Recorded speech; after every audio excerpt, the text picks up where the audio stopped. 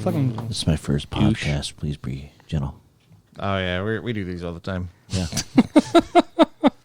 We try to at least. Man, fuck. Oh, that looks so good. It's tasty.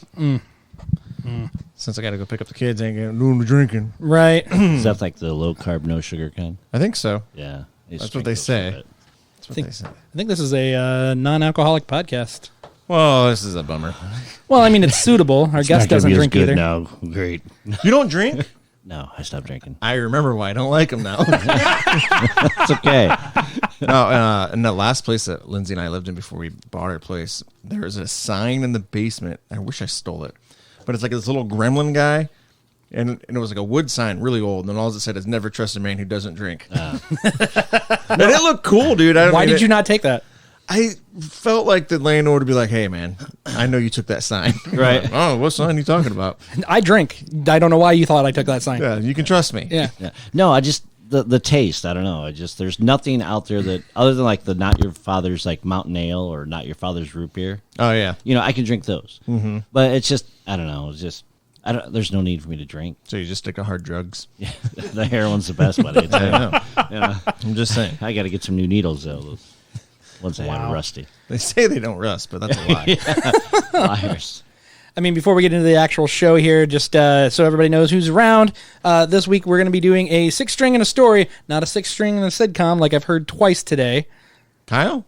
And you. No, I typed out six pack in a sitcom when I was promoting it last night, and then I was like, wait a second, that's not it. But I was drunk. So But ladies and gentlemen, first time on the podcast, but a long time listener, we have Skip Skeens here. Thank you very much. Yeah, so we'll get to all that in a little bit, but you know, we like to start with a little bullshitting as we normally do.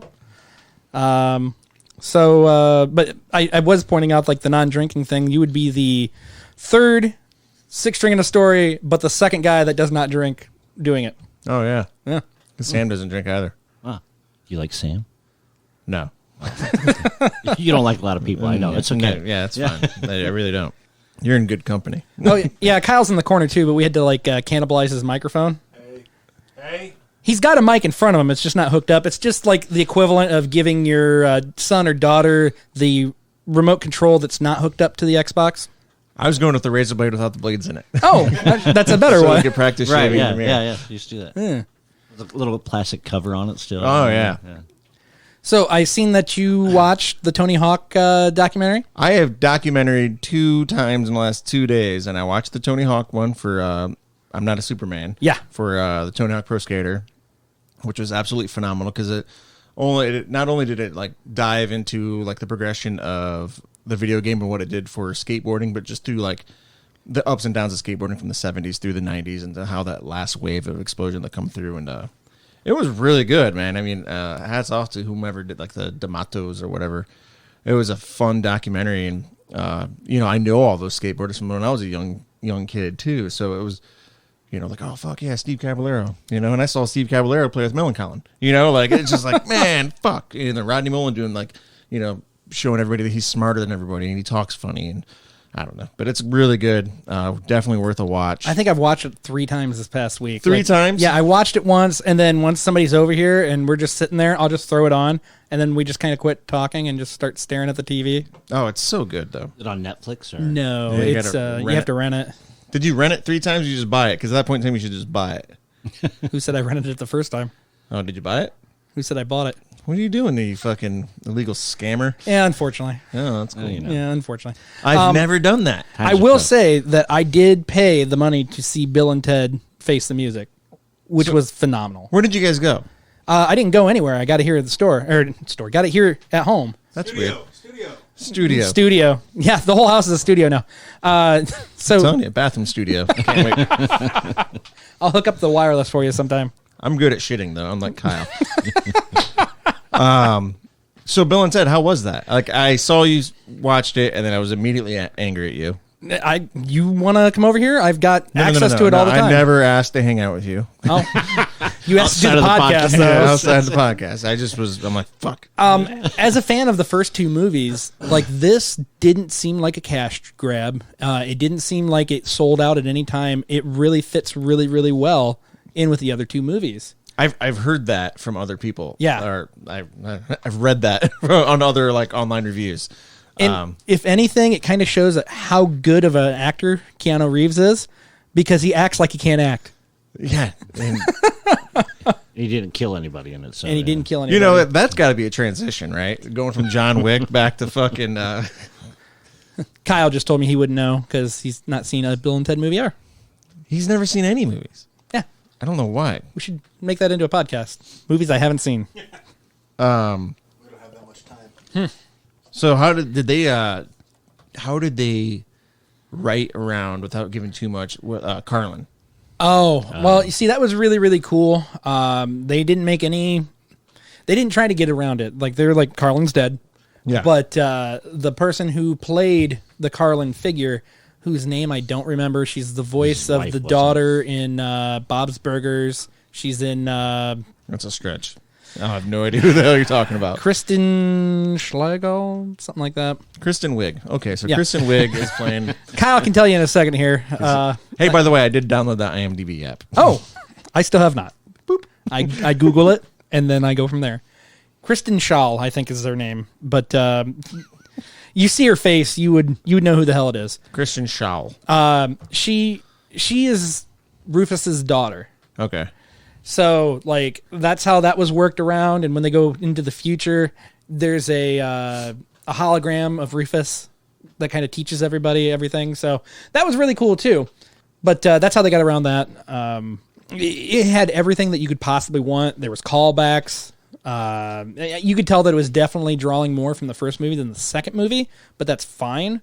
I thought they were going to wipe out the second movie, but they don't. It's actually melds really, really well because they actually got to go to hell to get death again. They had to go down. They had to seek death out. Yeah. Right on. Well, I think they ended up in hell, and then they had to get out. You got to go talk to Death, who, like, not a plot point or anything, but the Wild Stallions had broken up, What? and they had a falling out with Death, so they had to figure that out too. Stallions! Dude, I love that fucking flick, man.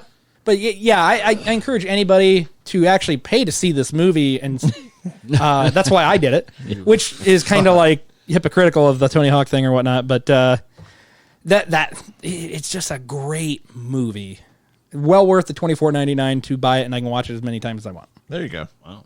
You know what? With this whole fucking shutting down to things, we've bought a couple movies without actually going to see them in the theaters for like the kids and stuff. Mm-hmm.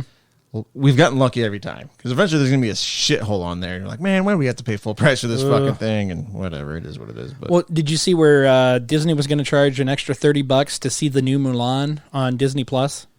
an extra 30? Yeah, they were going to charge you $30 to see it, and there was such a backlash that now everybody gets it for free in December. Because they're putting it on Putting it on Disney One Plus. Plus. Wow. Yeah, I think that's probably the best move because I don't know who wants to pay $30 to see that. I know a bunch of us nerds wanted to see Bill and Ted really bad, so that's why I was totally down with paying $24.99. And actually, I had Alex and Angela over, and we split the cost. $8. $8. It's real easy. Look at that. With the Mulan thing, I think Lindsay just told me this today that it's the highest production Disney movie. That's what it was like the highest cost in a Disney production for something. I can't remember what it I would was. believe it. Yeah. I think a lot of people are against it because it does not have any of the music in it, and it does not have Mushu, I think is his name. The dragon. Eddie Murphy dragon. Oh, Eddie Murphy was in that movie? Yeah, Oh. in the original. He's so good at like hiding himself. I honestly couldn't tell you anything about the original other than they had that really good sauce at McDonald's. And Oh. that was before Rick and Morty. I just want to point that. Okay. That's my hipster points for right now. There you go. Get it. I watched another documentary. What'd you watch? Because I did too. But listen, Which hear one did yours. you watch? Which one? You first. I watched Happy Happy Joy Joy, the story of Ren and Stimpy. No, I didn't do that. Yeah. I did the making of the reboot. Where'd you find that? I think it was on Prime. Oh, I'll have to watch that. Alex told me about that. Yeah, I think it's on Prime for free. Is it good? Yeah, it's I really love good. Reboot. I've got the complete series. Yeah, it was free as well, so that was definitely a click point for me because I was like, oh fuck, it's free. Yeah, follow the story. kind of how it's both a reboot and a sequel in its own sense, and then it talks to like all the main players that come back, and really emotional at the end, as it was in the movie too. So, and the making or all the locations they went to, and the quick stops were actually down in Louisiana. They found a place that looked like a quick stop, and they just remade it because how they're Hollywood, they can do those kind of things. We're talking about a different reboot. What reboot are you talking about? I'm talking about Reboot. What reboot? Reboot. What reboot? Reboot! The name of the show is Reboot! Oh, no. With Bob and Megabyte. It's a cartoon. I'm talking about Jay and Silent Bob. Yeah, now I understand. Because you're talking about all this, all that, and I was just like, what? So now, still not as cool, but I'm going to watch that. No, it's good. Reboot's a really good series. It sounds Just like... putting that out there. Yeah, it sounds it. It's amazing. First of its kind. Sounds CGI. amazing. Sounds amazing. Was on ABC. Can't miss it. Anyways. That's all I watched, though. But I watched the Happy Happy Joy Joy story of Ren and Stimpy, which was really, really good. It gave an insight on how Ren and Stimpy came about, its rise to fame, how it soured, how the creator, kind of an ass bag, brilliant, but an ass bag. I forget the terms right now in the Me Too era, but basically groomed. He groomed some young ladies into animation just so he could date them. And it fucking was Weinstein really, that shit. Oh, yeah. Yeah, it's really, really bad. But, in the end, Ren and Stimpy has been taken from him. He felt very betrayed by it. But we're getting some new Ren and Stimpy cartoons, and he's not involved, so hopefully for the best, because I did not care for Adult Party. Is it a reboot? What kind of reboot? Is it a remake? Is it a reboot? Is it a sequel? No, I don't think so. But yeah, that's what I got for there. What else happened this week? Metallica's S&M 2 came out. I was pretty excited about that. Is that why I keep seeing clips of them on Howard Stern? Yes. Okay, that makes sense. Because S&M 2 came out on Friday, and then they did their first concert. And if you can't see me, obviously I'm doing finger quotes. No, everybody can see that. Yeah. Oh, sorry. We're a video podcast that I forgot to set up the camera for. But they did their first performance this year, and it was streamed out to all the drive-ins for like $150 a car. God. That's why I didn't go. But 3 Days Grace was the opening act, and then they just did it. All the more reasons not to go. Yeah, I was like, if you wanted to pay $150, did you think 3 Days Grace was going to do it? Yep, that really brings up the old property value, doesn't it? I don't know how much money they made off that, but I would have liked to see it. It's just, that's real salty. Like when Garth Brooks did it, it was like $100, and I was like, no, I'm not a Garth Brooks fan, but it would just need enough, but I'm not doing $100. No. Once again, you could break that down by the carload, and every person pays like 100 and some, or pays like $20-$30 each, but still, you're watching it in a drive-in. How cool is that? I can watch it on my laptop. Right. I'm going to beat my meat whenever I want to. I could do that in a drive-in too, I guess. But depending on the carload. Jesus. This is not a beat meat This podcast. is not a meat beating podcast. Well, I mean, I guess depending what time of night it is and how lonely you feel. Regardless. I got a goal to say beat the meat at least 11 times a day, so. Small goals of mine before I showed up. I'm going to say that. 11 times. Wow. Just wow.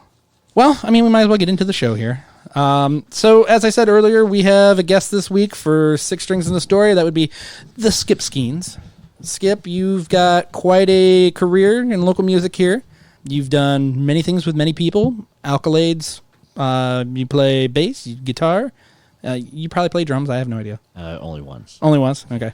And I've never heard of that band, so. It was more of a tryout thing. I didn't make it, so. Well, I guess let's just start off with, why don't you give us a little bit of background, why you got into music, what's your influences, and things like that. I don't know. I've always wanted to play. I'm self-taught. I had an older brother, older sister. Brother wanted to play guitar, so Mom and Dad, I believe he bought a guitar. They paid for lessons. I think he went to 3 or 4, then that was it. My sister, she wanted to play in the school band, learn how to play flute. After that was done, I'm the youngest. I come along and I'm like, hey, I want to play guitar. They're like, no, we already learned that lesson, So my dad had a guitar that my mom bought at a garage sale for like $50. It was just like a cheap Strat. And he'd always have it hanging up on the wall. And I'd always be like, hey, Dad, can I play the guitar? And he's like, no, you can't. It was like more like a torture thing, So whenever they wasn't down, around, I'd always pull it down and start messing around with it. So I kind of kept on asking my dad more and more, and finally it got to like when you have kids, you're at that point where like just like yes, finally, just yes, just go, So, but he's like, but you got to hang it back up when you're done. I'd get it down, play it, learn how to. The first like guitar riff I ever learned was Striper, Soldiers Under Command. Because I used to read Going Striper, huh? Yeah. Showing your age, Skip. Might have dated yourself a little bit there. Yeah, well, it was the re-release album or whatever, but Yeah. So When they put it on CD. yeah.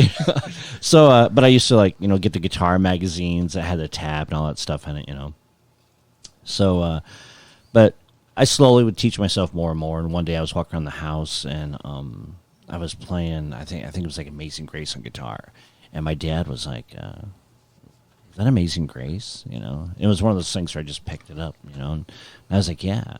He's like, "You don't got to hang up the guitar," so I was allowed to keep it in my room. Oh. But thing was, there was like an amp that came with it that I wasn't allowed to have, and it was like it only had like volume and tone. That was it. So I never had like a distortion pedal or anything, But yeah, so I slowly started, learning more. I don't know. I'm trying to think of some more common bands so I don't sound old. Yeah, the Bullet Boys. Yeah, and So some 3 Days Grace, all that kind of stuff, that I was learning. But yeah, so self-taught. Let's see, the first band that I ever had was with one of my good friends, Chuck Berner. It was called Vicious. Now, when I say bands, we never played out. We just practiced. And, just a garage band or some sort? Yeah. Phil Bone was on drums, and then his brother Keith played bass. We learned... Here we go again. Living After Midnight by Judas Priest. That's not as bad. Yeah, not as bad. So like we learned stuff like that. And then the next band I was in was called Fuzzy Uncle. And I actually wrote like my first song, like original song, with those guys. That had Matt Blosser, Jim Hanna, and Ben Kreitz. So like I said, we still never played out. From then, what got me into like the local music was my ex-girlfriend was friends with someone who was friends with Joe. So that was how I originally met Joe Robles. And he would always like invite me to his shows, and I'd be like, yeah, man, I'm gonna make it. Well, they actually played at Kingsbury one day, and I went down there and I caught it. The band was called Ton at the time. Corey, wasn't there a dude named Corey in that band? Never. Ton. Yeah, had Mark Hutchins. Are you thinking of Stash? Because there was Stash. there was a Corey and Yeah. Stash. But I had Tony Paralis, and then Todd was the bass player, and then later on Ed Mason joined Ton from Trunk Muscle. But so that was the first thing that was pretty cool, because I remember like when I went there, I would ask Joe beforehand. I was like, hey, so what songs you guys play? And he's like, oh, we write our own. I'm like, what? That's unheard of. Yeah, because every band that I knew that was playing around the time was all playing covers, They was playing like 3 Days Grace and stuff, So, Yeah. That's that time period. Yeah, right. So, I kept to watch them, and it was just really cool that somebody was writing their own stuff playing around here. And they also played up in Detroit and stuff. So they had some gigs that they played up there. Down the road, kept on running into Joe, and Joe's just like, hey, you play bass? And I was like, a little, He's like, well, we need a bass player.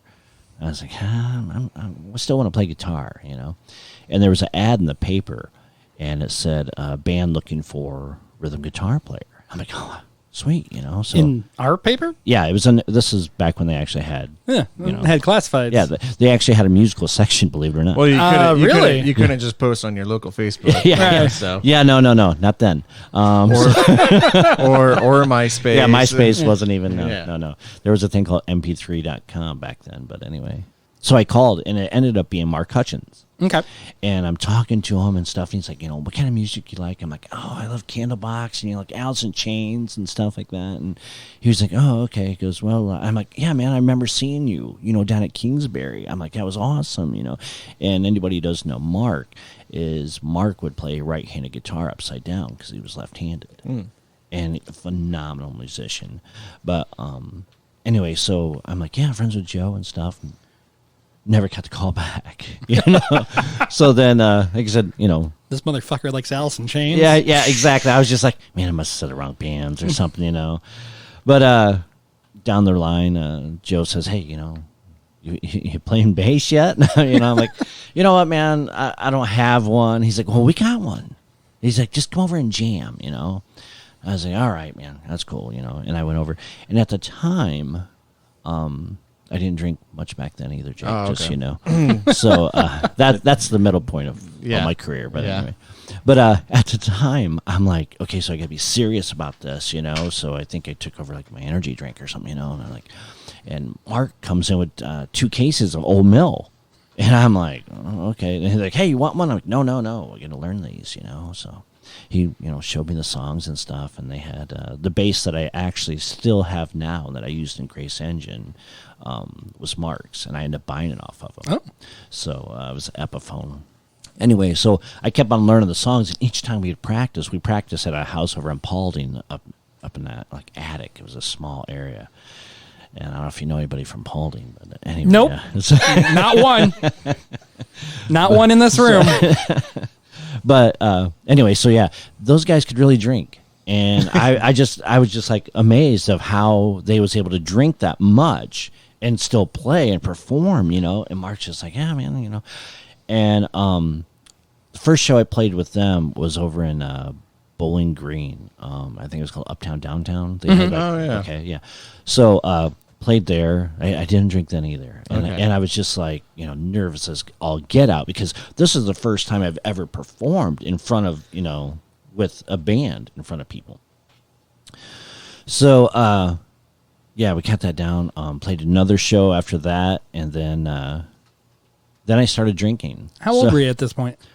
Oh, let's see. I was probably in my mid-20s. Okay. Yeah, about mid-20s. So you're of legal age. Okay. Yeah. Was, so unlike Ed, I don't drink, guys. I'm only 18. Yeah. Unlike Ed, I've been in that band too. Yeah, because like Ed from Trunk Muscle, when he was in Ton, he was underage. Oh. So there's that little tidbit. But the first time I've actually ever performed in front of anybody, this was before I was actually in Grace Engine. Was we went to a football game. It was Detroit Lions, the Steelers, and it was I don't know if you guys follow football, but it was the whole heads tail call to where it was overtime. They did the coin toss, and Jerome Bettis said head tails, and they gave it to the Detroit Lions. But anyway, sorry, I talked. No, that's fine. I don't know a goddamn thing about football. Okay, but anyway, so hockey's pretty cool though. Yeah. I have yet to make it to a hockey game, but I know. Can't throw you out. Right. I watch hockey all day. I couldn't tell you a damn thing about it. I'm like, oh, that's icing. Right. That's it. Please continue. Yeah, no problem. So anyway, we ended up staying up in Detroit, and we stopped at a bar, and one of my friends that was with us, he's like, they had a band playing that night. He's like, hey, why don't you get up here and play? I'm like, no, man, I'm cool. I don't want to play, So he ended up talking to the band at their mid-set or whatever. Like, hey, we'd like to welcome up Skip Skeens. What the hell, And at the time, I knew probably about like 30 songs, but I couldn't remember anything at that time. And my hand was shaking, and my voice was cracking. I hate my voice anyway. I don't know. I feel like I'm still going through puberty, waiting for you to either go real low or real high or something. I don't know. But anyway, so that was the first time I played. But after Grace Engine, Joe and I went on and performed with Adam Atherton. With the Adam Atherton band. Oh, okay. And then we started Dephi. After that, Flat Tire Elements was started. I played with Venus Spanking Mars. A little stint with a band called Red 9. I played bass, but I wasn't in the band. So, now I can't stop laughing. Now I'm here. So yeah. I thought Red Nine was like a really stable band, weren't they? I enjoyed it. I did, but I was never officially a member of the band. What they did like a little mini tour. You couldn't go, Well, no. or you did go. Yeah, my Your lanyard. Yeah, said yeah. guest. Oh, I didn't say bass player. Didn't say bass player? It might have said guest bass player. I forget. But Guest spot. well, work harder. Know your place. I was easy to be replaced. Yeah, so There's only 4 strings, buddy. It's not that hard. All right, yeah. Get over there. right. You get so- none of the royalties. Yeah, none. So Right on. I was in a video, but never got done. So. But anyhow, yeah. So that's So now You got me over here just like, God, how do I follow this up? I don't even know if he listens. It's whatever. But so what is some of your influences other than Stryper and 3 Days Grace? Well, okay. First off, the whole Stryper thing was because it was a cool riff. Because I only learned the riff. Right. I didn't learn the whole song. Right, Yeah. sure. Okay. Yeah. Yeah. I do remember. I don't know what fucking song it was. Couldn't tell you what it was, but I do remember hearing a Stryper solo one time when he was like finger picking it, but it sounded like a fucking video game, like an old of their time video game. An 8-bit. Yeah, and it was like beep, beep, beep, beep, beep, beep, beep, beep. And I'm like, man, that was actually a really cool effect. But that's the only thing I can ever tell you from Stryper, except for the fact that I don't know the name of the song. The only thing I know about Stryper is they wore yellow and black stripes. Yeah. They're still around. Yeah. They actually have, I think, like an album coming. Christian rock band, aren't they? Yeah. Okay. Yeah. They was actually like one of the earlier Christian bands that came out. If I'm not paying attention, sometimes I get them confused with Winger. So that makes 17 so much more funnier. She's only 17, but in the Lord's eyes, The Lord's eyes, man. that's horrible, Adam. Why would you say that? Prove it. Prove I said that. Eh. Douche. Ooh. It's back. Yeah, so your influences other than Stryper. I don't know. I was always like a, here we go, dated Dokken fan. George Lynch. I don't know if you ever heard of him, a phenomenal guitar player.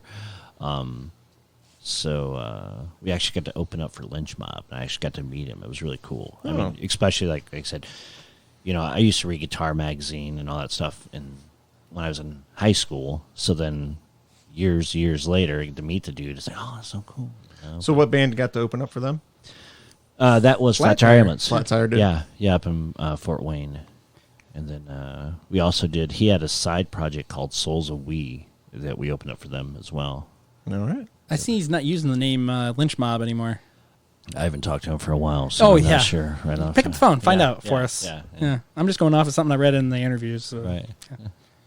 But, I mean, I don't know where you want to jump in or play a song here. That's totally up to you when you want to do it. If there's a time in any of these stories where you're like, well, there's this song, because I think we've agreed that today is all about your life and your whole career, so these songs can span from day one to today. They're not going to be just flat tire songs. Right. So whenever you want to kick the first one out, that's up to you, man. Cool. Yeah, I guess I could play one of my first songs that I wrote. It's a love song, so I actually wrote it. I was dating a girl. She was a single mom, and she So the funny story about that is she didn't like musicians because with her being a single mom, obviously the boy's father was a musician. So so I actually stopped playing guitar for like 2 years while I was dating her. Jesus. Yeah, I know. And I swore after that, never again. It's a good idea. Yeah. So, but Was the father a guitarist? yeah, it was, as a matter of fact. Because I knew it wasn't a bassist. Yeah, no. Yeah. I actually knew him before I knew her, and there's a whole story about it. But the name of the song is called Bleed. Okay, now back in the day, Cold used to have a song called Bleed. Obviously it wasn't about blood and everything else. It was just about pouring out. So that's how I titled this. So I told her, I'm like, hey, I wrote this song for you. It's called Bleed. She's like, what the heck? It goes off. Who would write a song called? It's like you got to hear it. So, but yeah. So we'll try that one. Here we go.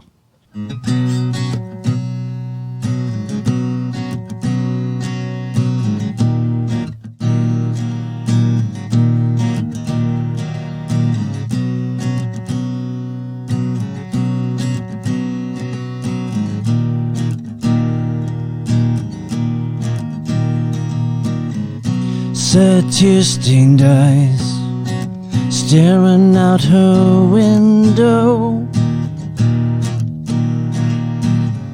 She tries her best to hide, somehow it still shows. 'Cause another one has gone away and no one seems to know how she hides her pain inside, staring out the window.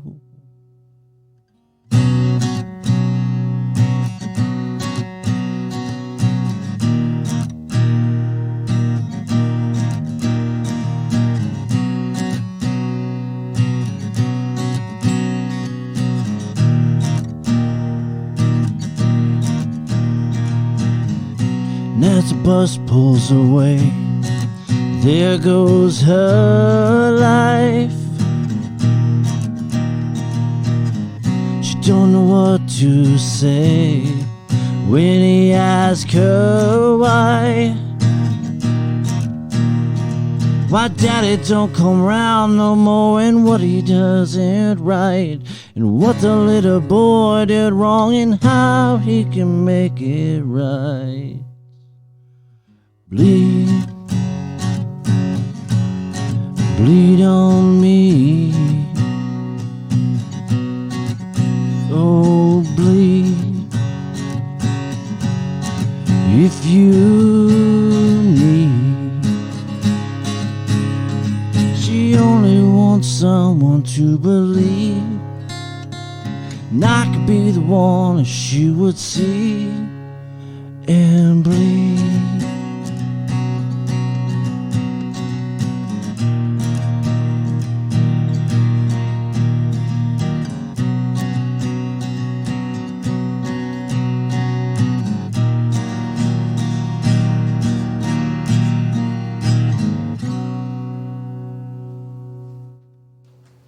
Very nice.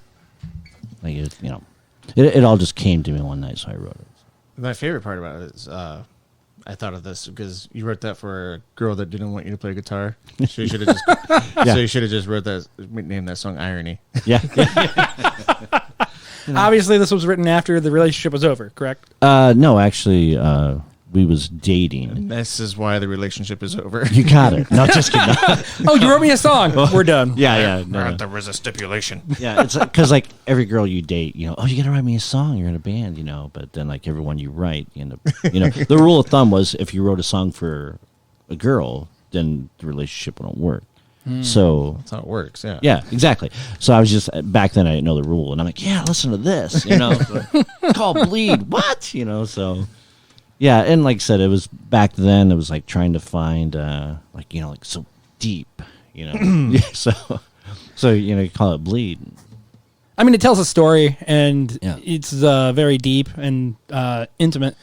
And you can definitely tell that by the lyrics and everything, and it definitely paints a picture. So yeah, yeah. Did you ever play that in any of the bands? Yes, matter of fact, we used to play that in Grace Engine. Okay. Because when I first joined, we ended up getting the show in Bowling Green, and we had to put together a set list. And Hey, I got this. yeah. They're like, hey, you got anything? Well, In fact, yeah. and I had some, like, I went through a phase where I wrote all these like just nothing but love songs. Yeah. I get it. So I understand. right. Yeah, oddly, all those relationships failed, but so we used that song. Grace Engine kind of went from Ton to Twin Osmond, which I think Ed was in it. I think that's what I from heard. then Yeah. as well, right? And then Paul Bodenberg was also in. I can't remember if it was Ton, then Powder, then Twin Osmond, or the other way around. But anyway, we threw those songs together, and that's how they came up. Very nice. Nice. Yeah. Well, I mean, you got the guitar in your lap. Yeah. Let's do another one. I mean, are we doing these chronologically, or are we just kind of throwing them from wherever? You know what? I'm not gonna lie. I'm not even sure which songs I'm playing. Oh well, I mean that's even better too. Like Yeah, it's whatever you want to do, whatever you feel more comfortable with. I mean, it's 6 strings and stories, so Right. it's whatever stories that you want to tell. Cool. So yeah, because I was like, I wasn't sure if Dan was going to be making it or not. So some of these songs I might even ad lib. Okay. You know, it might be like, you know, just one verse and that's it. You know. We wouldn't know the difference. Exactly. You know. So like, or come to the show, then, you know, play the rest. Oh, yes, an advertisement. Like a little teaser. There you go. Yeah. We didn't even talk about a show. You Preview. got a show coming up, which is the day after this drops. Yeah, right? No. Yeah. What is it? It's the weekend of. It's the 12th. Okay, so this drops well in advance of that because this drops next Friday, Yeah. which would be the 4th. fourth. So, Right. yeah. Flat Tire Ambulance is playing out at Shoney's at Bike Night, I believe. Yeah, September 12th. Yeah, I guess so. We're going to go ahead and jump into that. Oh, sorry. No. We're not doing anything. I'll just edit this. No, that's cool. Yeah, so it's probably going to be the last show. Of Flat Tire Ambulance? Yeah. So, Where's that cricket button you got there over there, big guy? Nope, not the one we were looking for. That's appropriate, too. right. Last show for Flat Tire Ambulance. Wow, Yeah, really? Yeah, I've been meaning to tell you, but I wanted to kind of wait until today. Yeah. How long have you known? Breaking news! Wait, does the You know band what? does the band know? Should we? Yeah. They know. You know what? Okay. No, we'll do this at the end. Like, wow, wow. Yeah. When we get into like the flat tire stuff, we'll go into more on that and how I guess fitting. So I'll try to remember to ask my question of how long have you known this back or when we do that? But let's just keep the train going where we're going. Okay. Yeah, let's not running into a wall like we did there. Dan. Yeah. What the fuck? Fucking Dale and Hurt over here. Stay tuned. Yeah. Well, actually, Dan was going to make the announcement, but no, just kidding. He shows up. Hey, dude, I don't know if you know, but the band's done. What? Yeah. You get a text. You know, screw you. What? Man, I haven't been kicked out of a band in a long time. I'm not even in the band, and I just got kicked out of it. Yeah, it happens, dude. I've only been kicked out of one band, so that's why. Because you wrote too many love songs. No. Believe it or not, it was because we used to do like Stained and stuff like that, and they said I didn't have the voice for it. And Like Aaron Lewis? yeah, Aaron Lewis. I thought you probably would, honestly. Well, you know, but they did Nickelback. But anyway, Yeah. the drummer, he wanted to be the singer drummer dude. So I actually left that band, and that's when I started Dephi. I was gonna say, is this the one that wanted to keep your songs? No, that's another band. Okay. I'll tell that story. Okay, later. that's fine. So, yeah. I didn't know how we were doing things, but Right? that's fine. Yeah. That's fine. Evidently, we're all over the place here Yeah. because you know Are we doing these Yeah. chronologically? I have a brand new song I haven't even wrote yet. I'm going to play tonight. Nice. I need a PowerPoint to follow your band chronologically. Yeah. Just so you know, I do have ADHD, so if I get lost into a conversation, just I is know that why you, Kyle's here? Yeah. He tries to keep things straight. Supposed to be, yeah. It doesn't work out that Right, way, right, but yeah. I mean, you've probably heard many episodes because you do listen. Yeah, Where yeah. like I stopped somebody about talking about something, and I was like, "We'll get to it later," and we never get to it. Yeah. That's why I didn't know if we wanted to blow this. You know, We pull this jump, pin we and jump just, around you know. too. Yeah. Anyways, I saw this reboot the other day, right? Dude, I love reboot. No, not that reboot. Yeah. Was it Jay and Silent Bob or was the other one that I heard Apparently, about? there's this dumb one. that fucking- Oh, fuck off. Reboot is great. Anyways, next song. What do you got? Well, speaking of Ton in Grace Engine, I'm going to actually play a Ton song that we used to play in Grace Engine as well. So it's Okay. called Bruiser.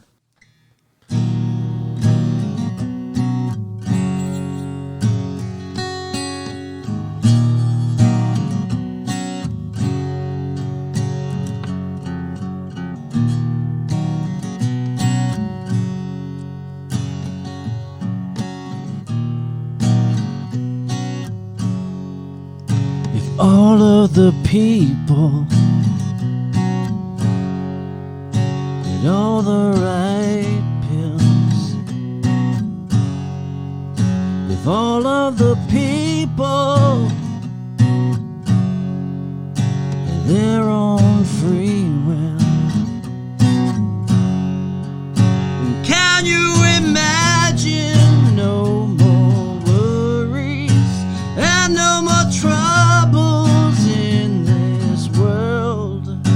Can you imagine that? I doubt it. You look too bright.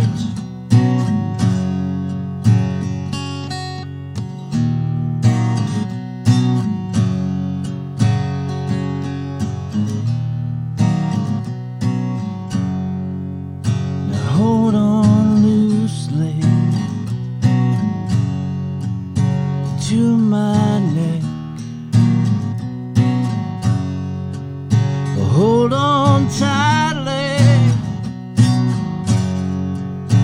to your check, to your check. Can you imagine no more worries and no more troubles in this world? Can you imagine that? I doubt it. You love too bright, and when I stop and think about where did we go, where did we run to after all is gone?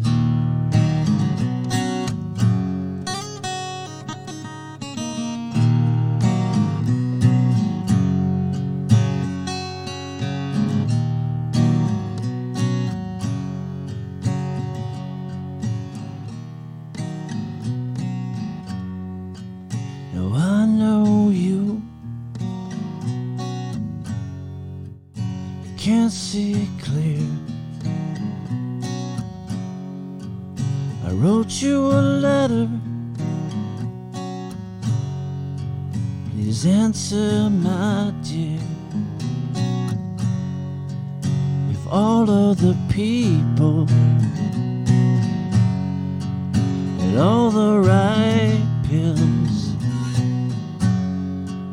if all of the people had their own free will, then can you imagine no more worries and no more troubles in this world? Can you imagine that? I doubt it. You look too bright to me, girl.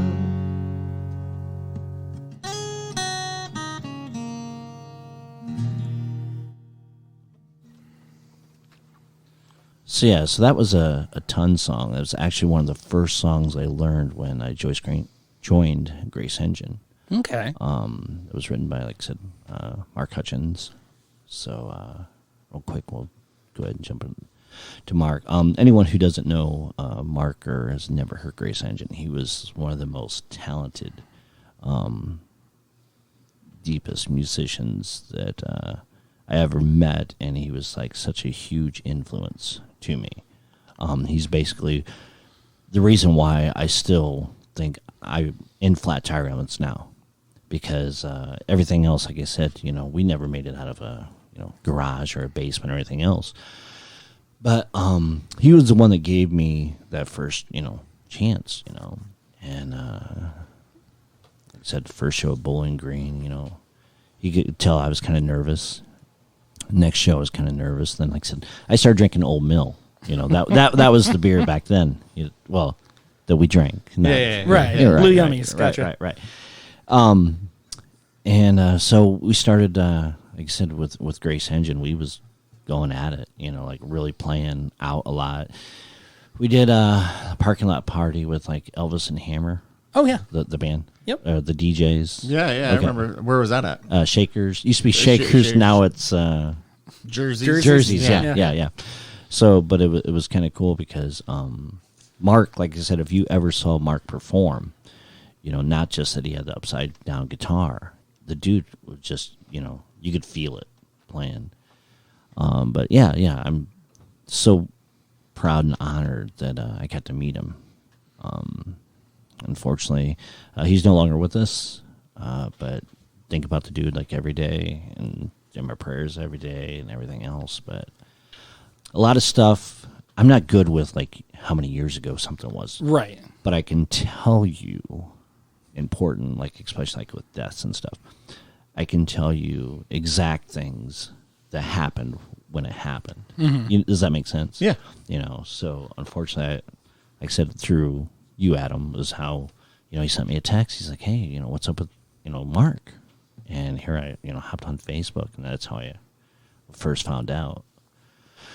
But, yeah, like I said, he was just a phenomenal musician. He taught me a lot about like dynamics, set list and everything else. But he never really wanted to be like the rock star guy. We had Grace Engine. There was actually a label that looked at us, and he didn't want to send them the stuff. He was just like, once I give them these songs, they're no longer ours. Right. And he cherished. If you ever hop on the Bandcamp, his music's still up there. He actually did some solo stuff and phenomenal.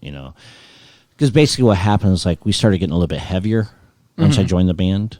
And Mark was never really. I mean, he went through. If you ever listened to a ton, that was back like in kind of like the grunge area, and he wanted to get away from that. So a lot of the music that when Grace Engine finally split up, he went on. It was kind of like a folk acoustic kind of stuff, but still phenomenal. But yeah, because I remember he was after a show, I'm like, hey, we should learn this, Rage Against the Machine or something, and he was like, no, I don't think we should, I was like, oh, okay, what about this, I was like, no, I don't think we should, and he actually basically told me, he goes, I think you and Joe should form a band. And I was like, oh, and that was the other thing too. I was playing bass, and I loved when I was able to play the guitar at the Grace Engine shows. But Mark had, I can't think of, what's kind of guitar English Youngs use, like SG. Oh, yeah, SG. Yeah. Yep. And we was playing up at Spanky's. And back in the day, they used to actually put a stage up towards the front, where the bands play now. They used to, put a stage there. And I'll never forget, I was up there, and I thought that I had the strap lock on. I didn't. And the guitar just went bam. And Mark looks over at me, and he just turns and he starts drinking his beer. And I was just like, oh gosh, And then he does the walk over to make sure everything's okay. I'm like, oh, I'm so sorry, dude. I'm so sorry. He's like, no, it's all right. I'm like, oh, I'm so sorry. It's just so I think it was maybe a little bit after that was when he was like, because even songs that I'd write on guitar, I'm like, hey man, let's try this. And we was just getting a little bit heavier than he wanted to be. And so like I said, there was a guy in Fort Wayne. He needed a bass player and a drummer because he sang and played guitar. So we played some shows with him. That was Adam Atherton. And then I tried out with that one band, and they said, no, the drummer's going to sing. And here's how I found out. This was back in, oh, gosh dang it, emails. Okay. I found, all right. All right. A little more technology. Yeah. We're not Messenger yet. Yeah, we're moving on up here, buddy. But, I sent a text. I said, so, hey, we still practicing tonight, 7, He's like, yeah, still practicing at 7. We're going to work on these songs. Oh, by the way, we're going to have dude sing these songs, which were all the songs I was doing. He's like, so, good luck with, your future bands or whatever. And I'm just like, oh, okay, yeah, cool, So I don't need to come. Yeah. So when you say we are having practice. yeah. And the funny thing was so after that, a little bit after that, we started Dephi, and then we got a gig up at the Hard Rock Cafe in Cleveland. Okay. So I was like, oh, that's cool. So I was like, some of the guys from that band was like, hey, think you can get us up there? No. And I am about helping other people out, but I was just like, I don't know, man. I don't know. I would have been like, we are playing the Hard Rock Cafe. Right, yeah. No, that's where we are gonna play. Yeah. But you should have been like, yeah, dude, I can get you some tickets. Yeah. But at the same time, I take every lesson that I've learned or every rejection as a stepping stone. Yeah, absolutely. Because another band that I tried out for, Rick Vogelsong. What? Rick Vogelsong. I know the name. No. Phenomenal drummer. Anyway, I went over and I tried out with some guys from Fort Wayne that was jamming with him, and they gave me 3 songs and then some of their originals, and it was Radar Love. It was Rat Out of the Cellar. I know we're going back there. Yeah. and it was Poison, Fallen Angel. Okay. So at the time, I was working at Little Caesars in Defiance. And the first time it was there. Yeah. The Little original, Caesars one. The original, yeah. So when it was like Pan, you got 2 pizzas for the price of one. Oh, wow, yeah. Yeah, right. So anyway, I only learned like Radar Love, and I wasn't good enough to learn solos. So I had the rhythm down, and I'll never forget. Like we're playing the song, and like the other guitar player like over me and nods for the solo, and I'm just like nodding back to him, and it's kind of like back and forth. We're already like like 2 measures into the solo, and I think you realize, this dude's not playing it. So we went on to do the Poison song, and I butchered that. Went on to do the next song. Butchered that because I didn't know any of it, and they're like, "All right, anything else you want? Hey, you want to do that Radar Love song again?" So, but I obviously didn't make it out for that band. But for every failure, I look at, there's absolutely another opportunity that came from it, and that's a great way to look at that. Absolutely, I've always been a firm believer in, it's like any band that I'm in should be better than the last one I was in. Right.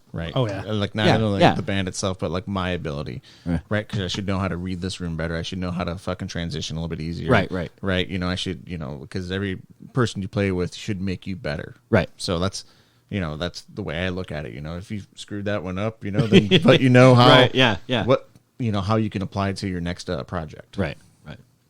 Yeah, and like I said with Flat Tire Ambulance, I feel like we've accomplished a lot. We got to open up for some big bands and stuff. We got to open up for Candlebox.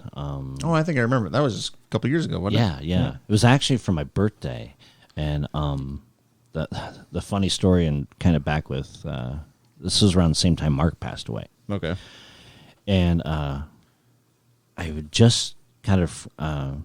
My friend request on Twitter accepted from Kevin Martin, the singer. Mm-hmm. And I was just like, oh, okay. So at the time I was listening to, Far Behind by Candlebox and Say Hello to Heaven from Temple of the Dog. And I sent the singer a thing. Like, as soon as I found out we had that show, I sent him like, dude, a longtime fan, hey, listen, you want to hop up and do a hunger strike with us? Have some beers, just whatever, Obviously, dude didn't reply. Yeah. So I was like, all right. So then the situation happened with Mark. Mm-hmm. So I sent him another message. I said, hey, listen, been listening to Far Behind and Say Hello to Heaven a lot. I just lost my friend. He replied to that one. He's like, hey, sorry to hear about your friend. Looking forward to hanging out with you, having some beers. I was like, awesome. Yeah. So we play the show. And we get done, and I'm over there, and I'm putting my guitar away, and the sound guy was just like, hey, good set. It's like, awesome, thanks, man. I'm like, hopefully, the guys in the band liked it. He's like, oh, yeah. He goes, the singer was out here the whole time. He really liked you guys. I was like, awesome, so right. I'm on cloud nine. Well, then the stage manager comes up, and he's like, hey, need you guys to go over there and wait by the water post thing. He goes, Candlebox wants to get a picture of both bands together. I was like, sweet, Mm-hmm. So I'm like, hey, all right, I gotta go grab my phone. Stage manager's like, no, you gotta wait right here. I'm like, no, my phone just is over there. He's like, no.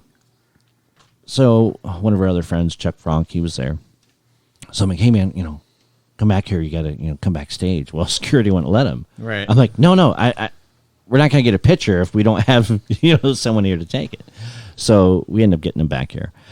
So I walked up to Kevin and said, hey, man, nice to finally meet you. And he goes, hey. He goes, thanks. He goes, good set, by the way. He goes, hey, asshole. He goes, I thought you were going to pull me out for a song. And I'm like, what? He goes, yeah. He goes, I was waiting for you to pull me out for a song. I'm like, you didn't say you was going to play it. Goes, yeah, I would have loved to play that Creep song with you. He goes, you saw me standing there. I'm like, no, I didn't. If I would have saw you standing there, I would have, so he's like, yeah, whatever. I'm like, just speechless. I'm just like, because like I said, I've always been a fan of Candlebox, their song's just been great, and he has an awesome voice anyway. But I was just like dumbfounded from there. Oh, yeah. Was that the opportunity bus that just drove by? Yeah, exactly. Okay. Which is like, it not only drove by, it backed up, ran over, so then it drove away again, Hey, asshole, thanks for calling me out. And then sped off. And the thing was like later on, like going through looking at pictures, you see him standing at the soundboard. Like Dan. And Dan. Looking at his watch. Yeah. Like, come on. And Dan, didn't know who the dude was. So the Dan's like, oh yeah, there's this guy. yeah, because the guy was, Kevin was probably like, hey, you want me to come out? Dan's like, no, I don't know who you are, buddy, but we're good. Listen, bud, this is Flat Tire Ambulance, all right? Right. So yeah, that was so that's always the funny story. Is like Dan hates when I tell that story. yeah, Dan's just like, oh, Too bad he wasn't here for it. yeah. Now we know why the band's getting over. Yeah. That's the reason I told the story, and Dan was around. He's like, you know what? Screw this, I'm out. I'm not going. Yeah. He's gonna bring up that fucking Candlebox story. I know he is. Yeah. So it's just like, oh yeah. But yeah, no. So I had a lot of cool things that have happened throughout all my time playing and stuff. So Speaking of like Flat Tire, when did that start? 2008. it's been about 8 or 9. Here you're doing the year thing. I can't remember. I would say 2000. It had to be right there. It was around 14 years ago because my daughter's 13. Right. And we was pregnant with her, and I remember we was living in the trailer because. So funny story. I'll tell Because about. I've never been in the trailer. Right. Yeah. So how Flat Tire Ambulance originally got started. Okay, so we'll jump back to that if you don't mind. No. So anyway. So when Dephi was done, I was like, I'm done. I'm not playing anymore, not writing anymore. And I went through a phase where like I was writing songs, and there was a guy who would come over. I was at the time friends with, whatever. And he's like, hey, I really like that song. And the first song was Bleed that I played for him. And I was like, oh, cool. I got this other one here. And I was like, played it. I was like, oh, cool. So then he's like, yeah, how's that go? I'm like, oh, it's easy. It starts with C. And then, So probably like months go by, and he calls me up. He's like, hey, man, go over to my house. Got a surprise for you. All right, cool. So I go over, and he hands me a CD. I was like, oh, cool, man, you got your CD finished. And I look on the back, and there's Bleed. And there's my other song. I was like, what's this, man? And he's like, oh yeah, I put your songs on there. Like, yeah, you did. I noticed, and at the time it was more like you didn't ask, because Right. Yeah, they're your songs. yeah, exactly. And a lot of the songs I write all have some kind of personal connection to me. So, and it's not that they're greater than anything else, but knowing, you guys wrote some of your own songs, how like there's a connection there. Right. So I was just like, yeah, man, I don't, it's not really cool, So he's like, oh, I'm sorry, man, I thought you'd be happy, He's like, I sent it out to a couple labels. I'm like, oh, really? Yeah, awesome. Yeah. I'm like, he's like, but I put your name in there that you wrote. I'm like, well, thanks. Hopefully they contact me, But so I don't know. Months went by or whatever, and I started. Dude was back around. I had another song, and I'm like sitting there playing it, just not thinking. I'm thinking, well, this dude knows better now. No. A couple months later, dude has another CD, and he has my song on there, another new song. And I was like, yeah, I got this riff, but I can't do anything with it. He's like, well, you mind if I mess around with it? I'm like, yeah, but let me hear it before you're done. No, he already had it on the CD. Now, none of the label companies got a hold of him, obviously, but that's unfortunate for him. Yeah. So then he got a hold of me. He's like, I think we should do an album together. I'm like, I don't think we should. I think we've done enough. Sounds like you already did one. Yeah, exactly. So I've always been like, I don't know, but and of course, one of the things we always heard with Grace Engine, because we were just a 3-piece, was like, wow, you guys are good, but you know what you need? You need me in your band. God. Because we had like people come up and say, like, wow, you guys just need one more guitar player. I'm like, yeah, but it won't be you, buddy. I'm sorry. Like, yeah, we're looking. Yeah, Let them know. Yeah. Hey, do you know anybody? Yeah. So, but, so yeah, I forget. I'm sorry, that just jumped out of. Yeah, it was started Flat Tire. Yeah. Where you were going. So, okay. So, right. So then we had, that was, let's see, the songs. So anyway, it took a break with Dephi. Not writing any songs, not doing anymore. Got a hold of Tony Miller, good friend, and he's like, "Hey, we're starting a band," and he was in a band called Flex Hose that Dephi actually played some shows with. And he's like, "Me and the bass player, Kevin Byers, he goes, we're looking to get a band. So I was like, all right, cool. So I went over and I started jamming with him. And I came up with the name Quick Face.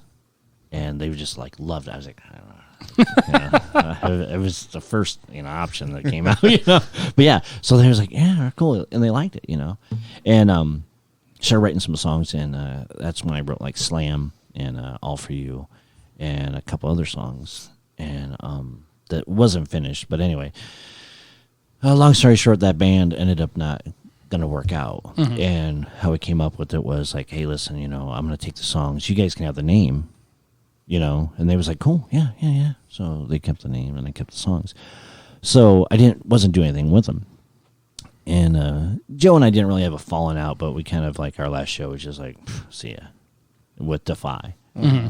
And he out of the blue got a hold of me. He's like, hey man, listen, let's start jamming again. I'm like, I don't know, man, And he's like, yeah. I'm like, all right, well, I got these songs. And then he's like, yeah. I'm like, all right. I'm like, so now we got to find a bass player, And this is back in the MySpace. Look at us moving up in technology. Social media is now established. Yeah. And so we're scrolling through, and I'm like, all right, we got to find a bass player. And I didn't know of any at the time. Now, I had heard of a band called Oxymoron because they had showed up at Grace Engine shows. Jesus Christ, they did. Yeah. And they would be like, hey, can we play? Hold on. They did not. Right. They did not. There was a drummer in that band. Igler, however, did. And the funny thing is this will tell you how many times they came to shows. I think I counted. I had 4 or 5 Oxymoron CDs that they gave us each time to check out so that they could open up for us. Yeah. You know what? I only have recollection of standing outside Spanky's once. Yeah. And it wasn't even that long. I was like, are we doing this? All right, I'm going home. Yeah, I remember you guys we got you inside the one time. I do remember because you was able to stand inside the door. That might have been that one. Yeah, because I remember that. But so Egler was just like definitely wanting to play, And so anyway, so we're going through looking for bass players, and I knew Adam played bass, and I'm talking to Joe. I'm like, so there's this dude. Remember the kid that would always come to the Grace Engine shows, the Oxymoron? He's like, yeah, kind of, I'm like, but the thing is like, his MySpace picture has him like laying on the floor with some spilled milk and cereal or something. I at the time I couldn't tell what it was. I'm like, so I don't know about that dude. That's a fair assumption. Yeah. So the story behind that picture is I was drunk off my ass. There was a tray of cookies that got thrown on the floor accidentally, and I said no, and I started stuffing them in my mouth and drinking milk, and I just kind of passed out on the floor. There's a picture. Continue on. So I don't think I helped myself on that one. Yeah, and I think at the time there was a girl you was dating that was working at DMP. Mm-hmm. Was that the story? Yep. And she was a whore. And she had mentioned that she knew you, and I was like, all right, I'll reach out to that dude, but that picture, So, but anyway, worth 1,000 words. Yeah, I was gonna say. Yeah. So I think we reached out in conversation, like, hey, because I'm like, do you know of anybody, or and then I think you said you was interested, and I was like, all right, cool, So, that's how I know that it was started before my daughter was born, because we actually was in a trailer then we moved to the house, which had the garage, and then we started practicing there. Yep. So, and I want to say it was like around February or something when we first it had got to together. Have been. Yeah. Yeah. So then Flat Tire Ammons was originally started. I don't, as far as the band name, because we get asked that all the time. I think it was just like, because when Grace Engine used to play out, everyone's just like, "Oh, you guys are a Christian rock band." No, Mark was an atheist. He was, not, right. He I can see the confusion though. Yeah, exactly. So like, but I think he always like played on. It's like, yeah, But sure am. Hail Satan. Yeah. So it's just like everybody always ask him, how did you come up with the name Grace Engine? And he's like, I took 2 words and threw them together. He's like, there's no meaning behind it. There's nothing else, whatever. And I think originally we was thinking of Flat Tire just for some reason. And then I was like, my wife would always make fun of me because I'd always say ambulance. Okay. So I went with flat tire ambulance. Yeah. Just because I knew it was one of those things that would probably drive her a little, nutty, So I was young then, so we ended up sticking with flat tire ambulance. Still working on it. Yeah. Almost got it. When I got asked the question why the name, I really didn't have any good answers. And then the one that I heard that made the most sense, like years later, is like, I think he got it from like a Guitar Hero name generator. And I was like, that does sound like a Guitar Hero name generator. No, we didn't have that. It was just. I was like, it was there before I got there. Yeah, so. yeah, because I was just like, like flat tire. Yeah, it's cool. And then I went and I saw a band called Flat Tire. I'm like, okay, it's not Flat Tire. They're like, well, they're on ambulance, so we threw that in there. And then I remember our first show was at the Kiwanis. Yep. I remember that. It was like a 3-song set or Most something of like them that. are. Yeah. And so let's rewind a little bit because, that's how it goes. So the last Dephi show was with the Culprits. Was I there? I'm trying to remember because it would have been at Jammers. Oh, yeah. Yeah. That was like February 19th, and it was 2005. Sure. Yeah. But yeah. So, that Because it was like 2 days before I left for basic training. Okay. That's All how right. I remember Right, it. right, 'Cause, right. Yeah, that's exactly why. Yeah, because we played a couple shows with you guys. Was I there? Yeah.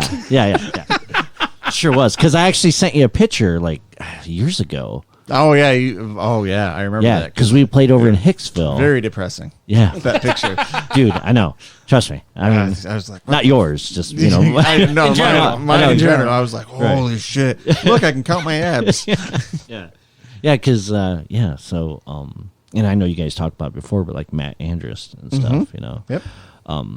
Funny story is so I met Matt through Rick years ago before I started at Pilsung, and that's when I was in Grace Engine. Okay. And I think I was selling an amp or something. And for those who don't know, my real name's Joyce. Okay, so my full name's Joyce Ray Skeens Jr. All right, nickname Skip ever since I was little. But when I was started at Pilsung, Matt was on second, so I never met Matt. But our Grandmaster Wiles was the one who was doing the instructing and everything at the class. Mm-hmm. Anyway, we're at a tournament over in Bryan, and I had heard Matt was in a band. I was like, "Oh, well, sir, I heard you playing a band." He's like, "Yeah." And I said, "Oh," I said, I jammed too. And he's like, "Oh, what band?" I'm like, "Grace Engine." He's like, "Oh yeah, Skip's in that band." I'm like, "Yeah, I'm Skip," and he's just like, "Oh." Because at the time I had short hair when I met him, but I grew my hair out, so I had long hair. Right. Yeah, and then he's like, "Oh," he goes, "Well, I kept on seeing Skeens, but it was Joyce." I'm like, "That's my real name, so that's what I had on the certificates, Yeah. But I used to get that a lot. Like some people know me as Joyce, some people know me as Skip, and I remember this one time there was a girl that came out to me. She goes, "Hey, I got in an argument with some chick the other day because she was trying to tell me that there was some Joyce in your band." And I said, "No, it's Skip, Joe, and Mark." And she goes, "No, it's Joyce, Mark, and Joe." It's just like, "No, I'm Joyce." You both are correct. Yeah. Also known as, I don't know, but, Yeah, because you probably have to use all your legal name for all your certifications for karate. Yeah. Taekwondo, right? right. How far are you on that? Our school's closed now, but I have my 3rd degree in black belt. Okay, 3rd degree. So yeah, I always wanted to go get my master, sorry, not my master, but 5th degree. Mm-hmm. Yeah, that would be master. But The school closing, and where would the closest school be for that? they have some schools in Defiance. Do they now? I Yeah, couldn't- Kurt's Karate is what I heard of. That's downtown. Right. I didn't know what discipline that was, so I didn't know if it would Yeah, we transfer. I think they're karate. We're taekwondo. We was taekwondo. We studied under Mudak Kwan. Towards the end, we got into some jujitsu and stuff like that. Yeah. So I love doing. Like I said, it was true like a family moment. Like I said, Matt and I, grew stronger out of him beating the crap out of me. But kind of jumping forward. So his son, Dally, is going to be opening up for us at that September 15th show. Dazed would be the name Yes, of that band, Dazed, right? correct. And the funny thing is I knew him ever since he was little, and he would come up to the rings. Dude, know? I like, so when the Culprits first started, we were Yeah. playing out at Matt's house on Christie Road, and Oh, yeah. Dally Boy was just running around like Yeah. no shirt on, like Yeah. 5 years old. And then I saw him getting his hair cut. I'm like, that's a grown ass man. Yeah, yeah. like I'm like, Jesus Christ. Right, yeah. So, and then I keep seeing videos of him playing, or little clips here and there. Right. Well, let's lead into a song here, because unless you want to answer Dan. Are you getting a phone call too? I'm getting a phone call now. Me too. All right, we're taking a break. Answer your goddamn phones. All right.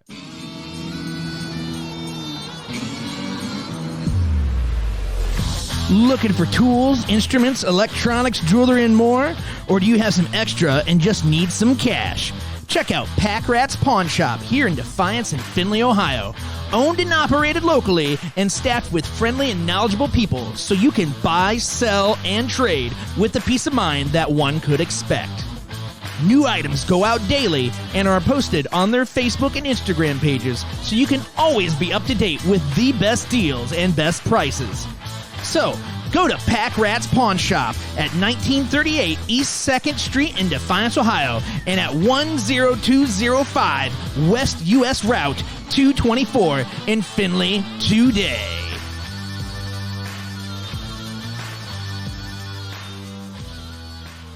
All right. Well, you guys answered your phone calls, and we're back. We had our pee breaks. Yeah, Dan's on his way. I guess that's where all of our commercials went this time. Toilet's working. Toilet is working. Oh. Took a minute. Kyle will come back and fix that for me one of these days. I'm gonna learn plumbing. Yeah. So, I guess getting back into where we were at, we were talking a little about Flat Tire Ambulance. I don't know if you were gearing up for a song. I'm not sure. You're gonna pretty much take the narrative on this, so go ahead wherever you want to be. I was gonna play a Dephi song from back in the day. Okay. It was actually on we had I think 2 CDs, and then our last CD was our last show. Our CD release party was our last show. Oh, that's appropriate. Yeah, it was just like, hey, can we get When can I see you guys again? I really love that one song. When you In your dreams. You should probably buy the CD today then. that was what we used as the push. What a good marketing tool. You're never gonna hear it again unless you buy it. You know, so is that good? Yes. And if I mess up, I'm just gonna keep going. I don't care. This is raw. Sorry, Adam said he was going to edit out Sam's when Sam had to start the song over again, and he didn't. And then the next episode told everybody how great I was an editor. Yeah, didn't you razz him on that? Yeah, I did. That's the only reason I know about it, yeah. All right, let me know when you're ready. Oh, I'm ready. Ready? You just go, man. All right, this song's called No Drama.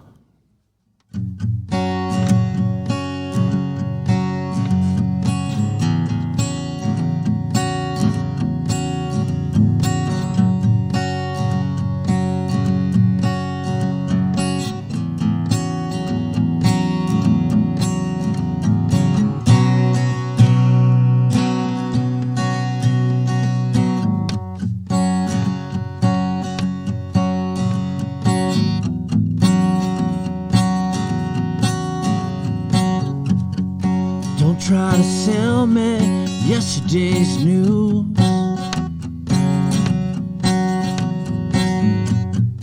Everyone's torn, tattered, ripped, and bruised.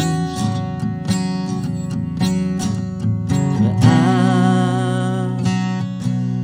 I'll be okay. Yeah, I'll be okay.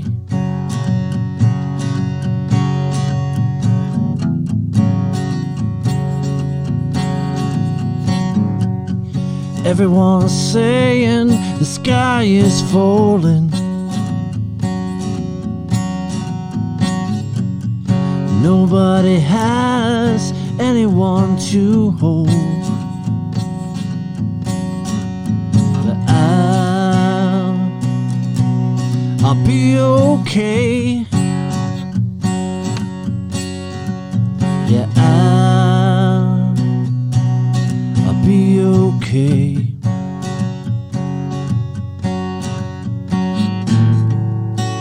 In this crazy kind of world where nobody wants to know. In this lazy kind of world where nobody wants to show.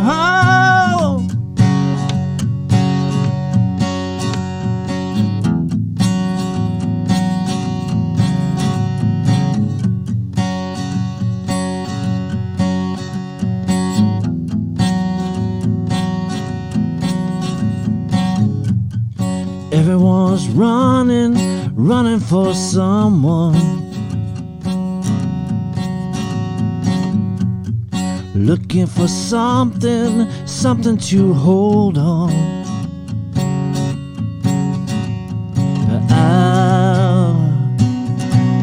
I'll be okay. Yeah, I'll be okay.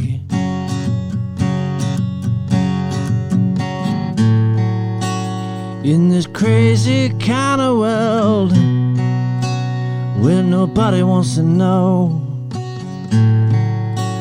In this lazy kind of world where nobody wants to show.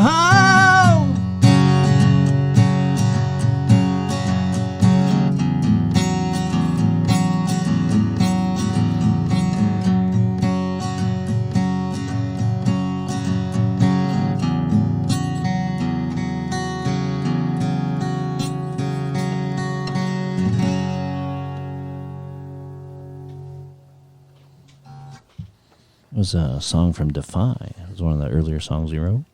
I remember that song.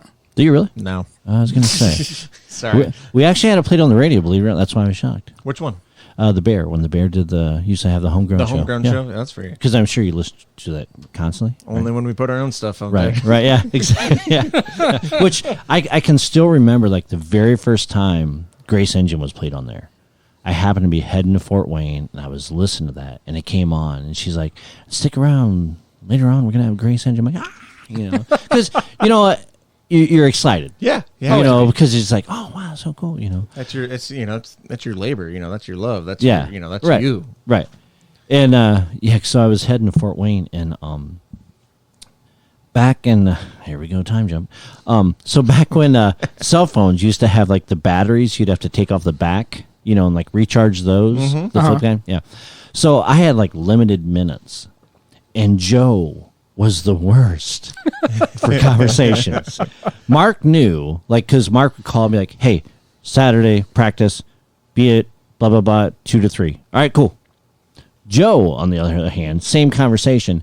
Hey, listen, I know we got to talk quick because your minutes and stuff like that, but do you think you can give me a ride to practice? I know your minutes and all that stuff, but yeah, so I was thinking if we rode together in practice, we could get there. I don't know, and I'm just like, I would like, Joe, dude, seriously, yes, I'll just be there, whatever, Right. So Joe would just like totally tear up my minutes. And I'm like, yeah, but yeah, it was. Call me after 9, dude. Or it's free. Yeah. So, but I remember calling Joe and like him like still talk to me, and the song's getting ready to come. Dude, I gotta go. They're gonna play now. I know the song. Yeah, right. But it was just so cool because I was going to hear it, played on the Bear. Right. It's kind of like, have you seen That Thing You Do? What thing do I do? That thing you do. That Thing You Do.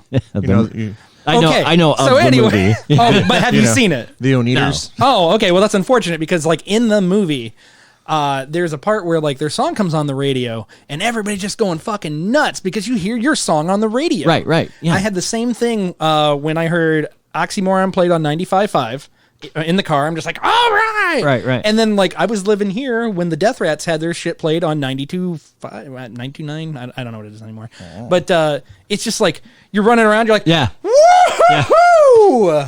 I made it. Well, to the radio station. Right. No one really cared. Or They were glad that this song is 3 minutes so they can go take a piss. But yeah. So that was, Dephi, like I said, Dephi was started when Grace Engine, basically Mark was just like, hey, But at the time, Electric Cult Circus was playing around Defiance, and Matt Bauer was playing bass with them. And I don't know if we did a show or what, but he's like, hey, we should get together and jam. I'm like, well, we're thinking about it, And we went over to his house, and there was a song called Falls, and I loved that song. It was like real dynamic. Joe hated it. As a drummer, it must be like one of the worst songs ever because like the beat or whatever. But Right. So when Grace Engine was done, I moved that song over to Dephi. And Joe was just like, every time he'd see it on the set list, he's like, oh. I'm like, you got to play it. So, enjoy. yeah. I could have played it. Yeah. But No, yeah. we have those songs too. It's like, son of a bitch. Well, that and it must be like the equivalent to Everlong, because every drummer that whenever we were like, hey, we're like, because like we tried it with Joe, and Joe was just like, out of breath afterwards, because Dave Grohl, Right. Yeah. Yeah. But yeah, and Just then fun. Yeah. yeah. So Even Taylor Hawkins does that. He's like, are you kidding me, fucking Dave? yeah. So yeah, it's an awesome song. But yeah, after Matt Bauer left, then Mike Saxton joined us, which later on, so we'll kind of like jump back to you. So you was in the band Yes. 2 years, right?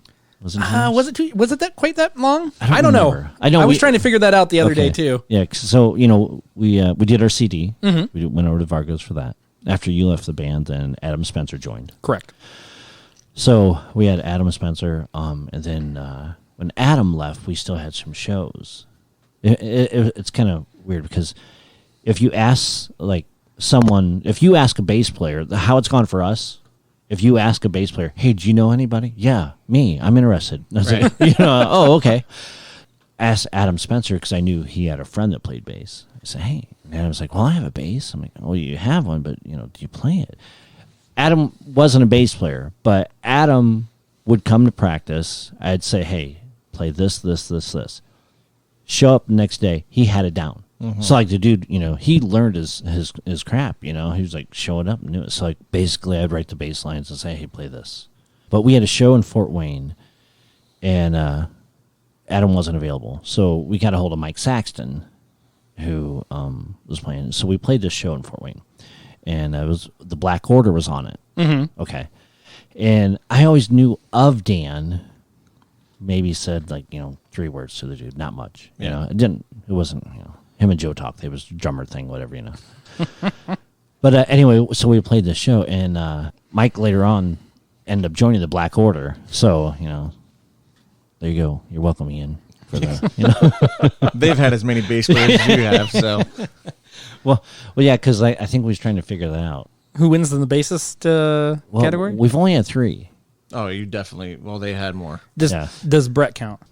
No, Brett was just a fill-in for that night. He Okay, wasn't so actually. fill-ins don't count. Yeah, fill-ins. No, because that was the other thing too. I was trying to think because we had Cody Harris. Right. He's played a couple shows with us. Kroger?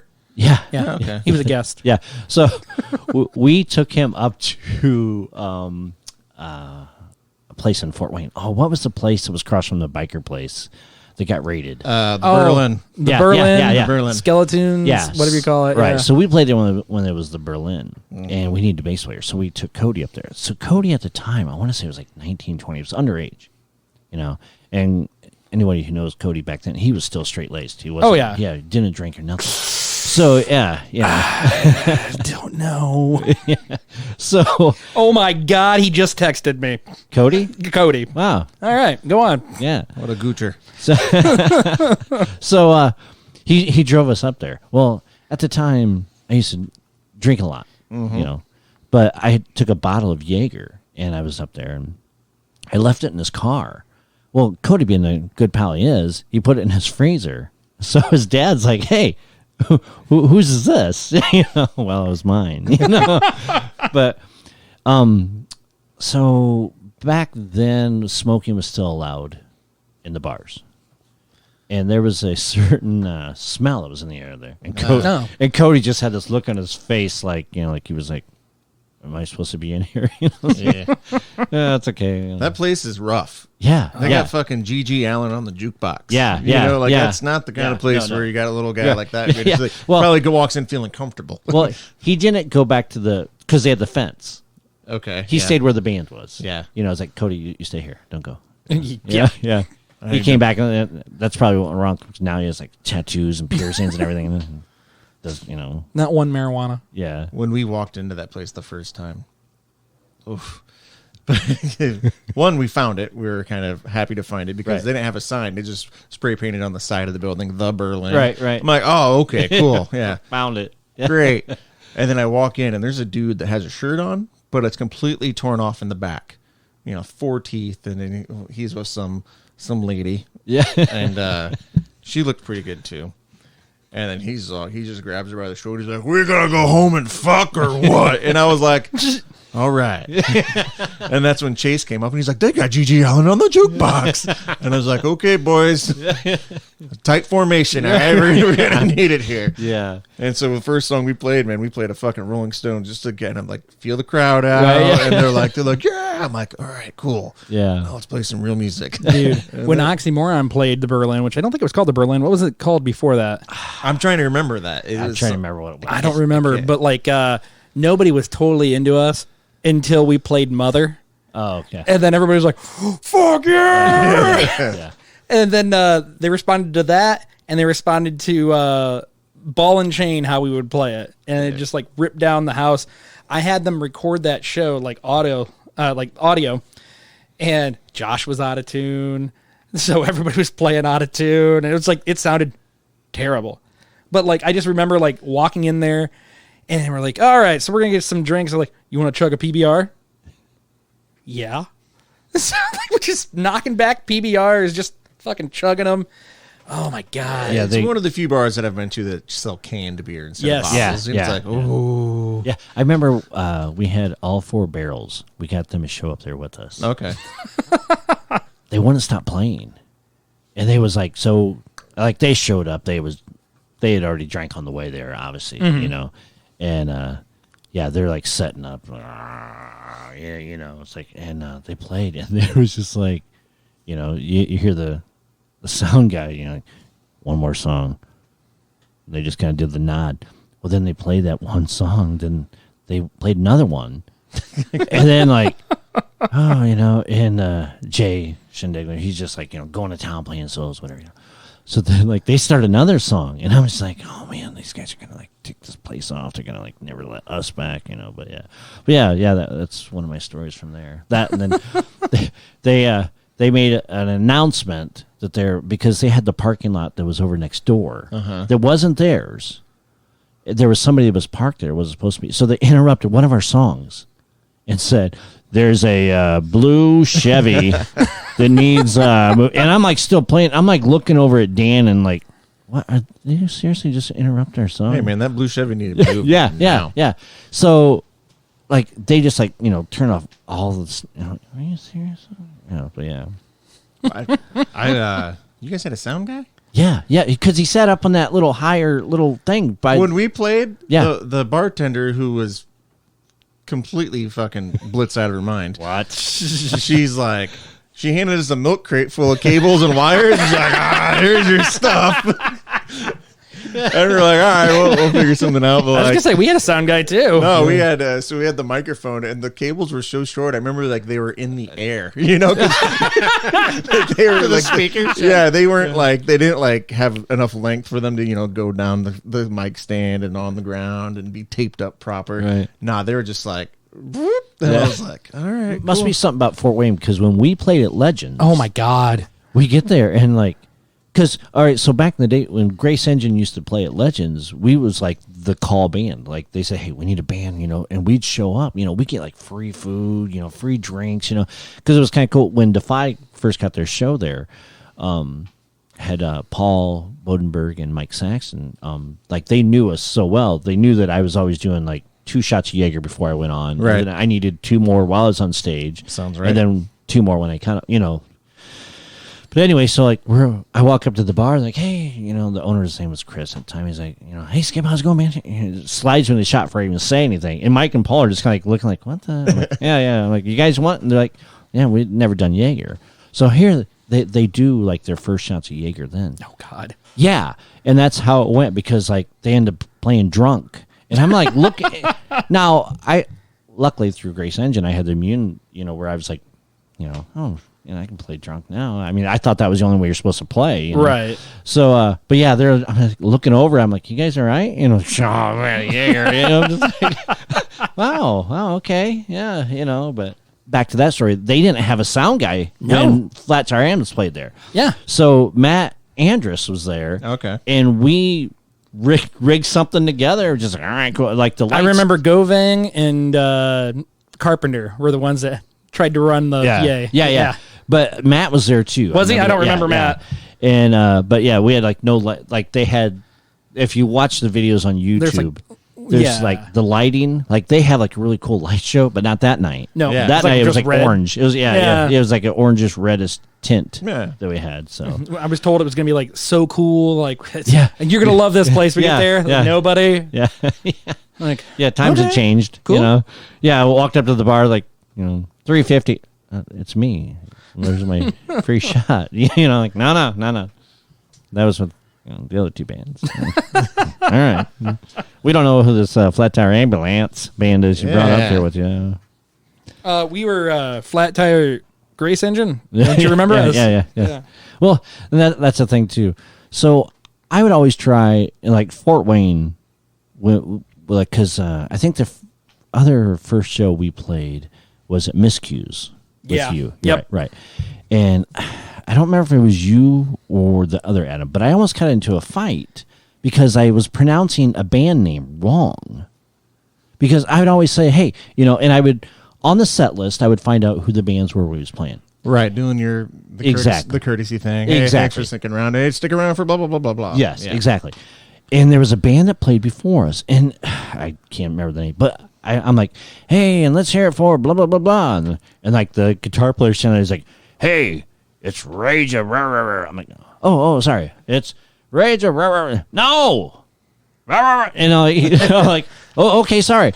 So I'm like, we played a couple songs. I'm like, asking Adam, I'm like, dude, it must have been Spencer, You sure? Because I remember something like this, but I'm waiting to see where the story goes. Yeah, because I'm asking, so I'm like, hey, what's the name of that band? And I said it again, and it was wrong. and like the dude is like staring at me, like his buddy like has like trying to hold him back. I'm like, you can climb up on stage? Let's go, man. Yeah. But when I was going to step off the stage, there was like there wasn't enough room, and the dude was coming up and kind of like wide winged himself. Yeah. So I had to step off, and I stepped on the sound, like they had like the PA equipment stuff there. So I stepped on that, and then I had to do a quick jump.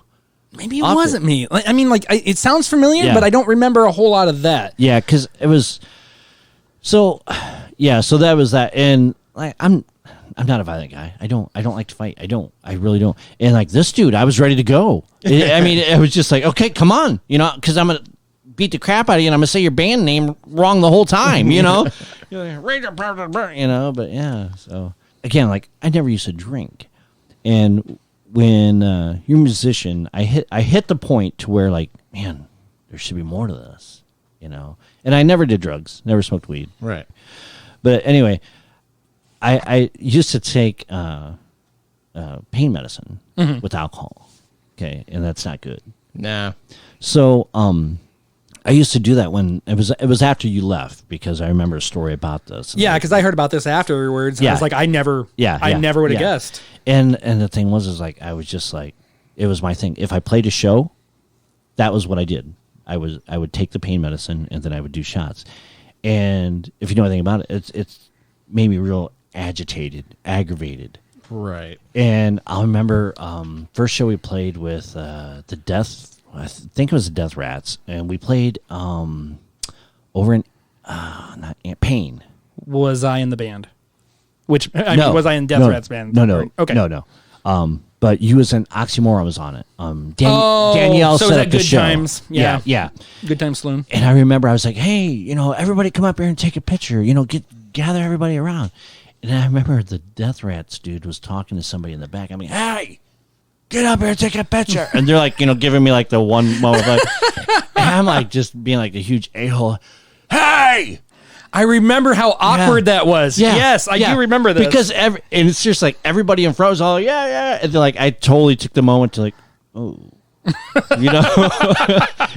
So it was just like, that ruined it. But I also remember a time, which I'm going to apologize to you on air because I remember this. Okay. We played over in Hamler. Okay. And Area 51. Yeah. And I think I was playing with a band called Red 9. I wasn't in the band, but I was just a bass player. But I had I had taken probably more than I should have. Okay. I remember you and I was having a conversation. And I remember I was just getting so like, Ugh. And the thing was I made a comment, I made a joke that I taught you everything you knew. And you was just like, yeah, memory said that. I mean, I never said that. And you was just like, yeah, you did. And the girl you was dating at the time, she, Emily? Yeah. Emily, you're like, hold on. And you went and you got Emily. And Emily comes over. And you're like, hey, remember that time? I'm like, no, I never said it. And I was just like, and I was just like, man, I got to stop doing this. I don't know. I know we had you and I were kind of weird for a little bit there. So that had to have been right then. It was because I was just like, I'm like, well, I should be, feeling different when I'm up here playing. So I'm going to take these pain meds and drink all this stuff. And then, like I said, it was like a total. So I apologize to you because obviously, I remember it that didn't make too much of a impact on me now. Because thank you. I think someone actually came and just like, hey, come with me. And I was just like, oh, I didn't say it, And then like later on, I was just like, oh, dude, I did. I remember saying that now. I was just joking, but oh man, I mean, we had somebody egg both of us on. Oh yeah, and I think he was enjoying pulling the strings on that. But I'm glad that we buried the hatchet.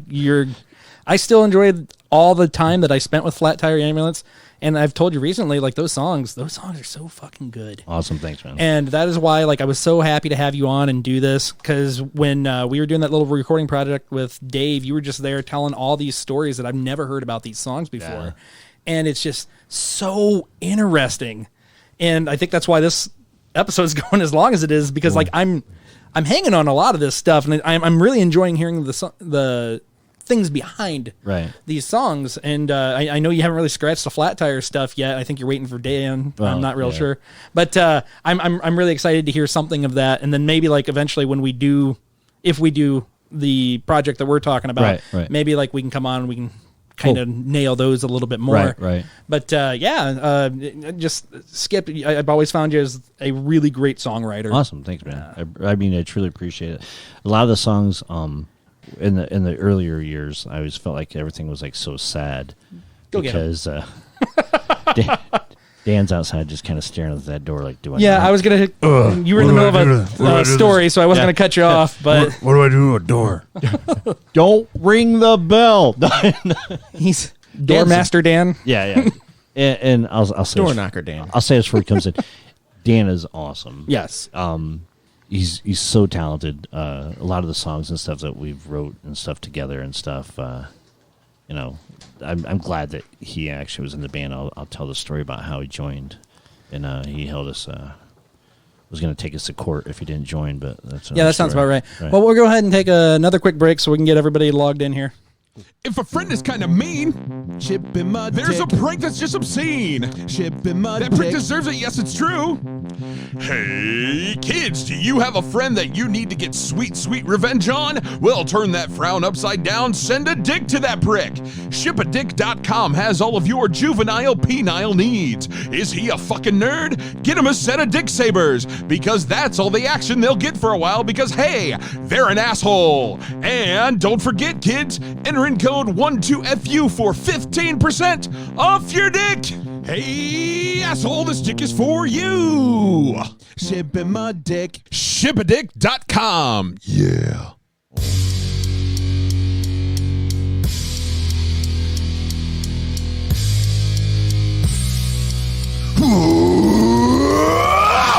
Hey, Hey, you effers! You want some sweet-ass merch that makes your dick hard? Hard as shit! Go to stupidradmerch.com where you can buy shirts, pins, patches, records, and koozies! Keep my claws cold! So go to stupidradmerch.com, type in the code 12FU for free shipping! That's right, free shipping when using the code 12FU. Save your mom some money! Yes! I love my money.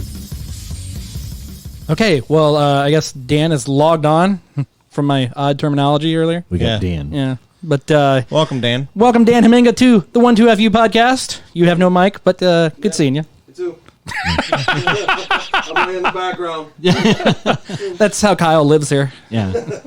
and on the podcast anyway. He's not here, thank God. Just write down what you want to say on a piece of paper, and I'll say it through here for you.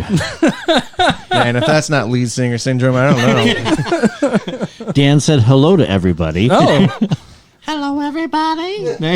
you got an interpreter. I didn't say that.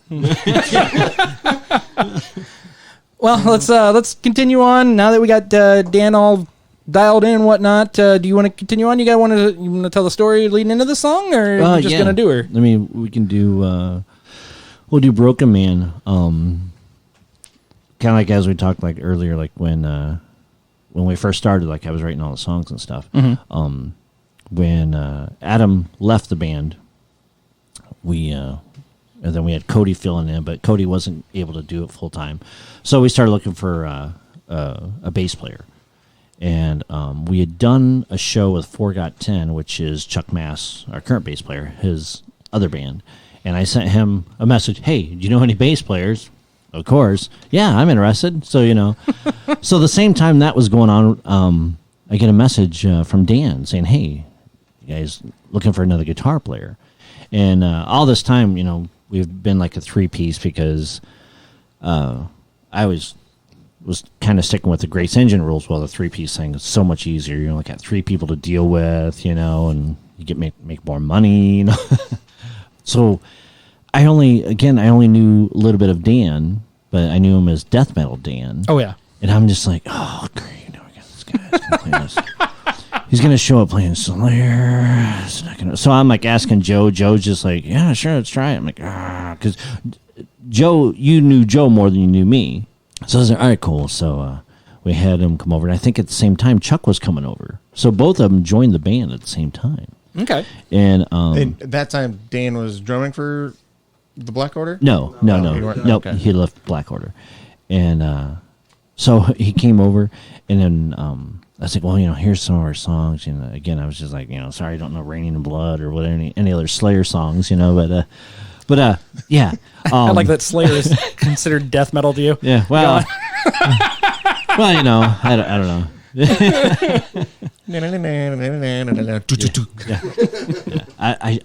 I'll admit it. I don't listen to Slayer. I'm not one of those I Slayer rules people. Sorry. Skip just keeps talking about things why I don't like them. this entire podcast. See, I have a list of 11 things I'm trying to say, so I can stay on that. I'm trying to make the top of that list. No, just kidding.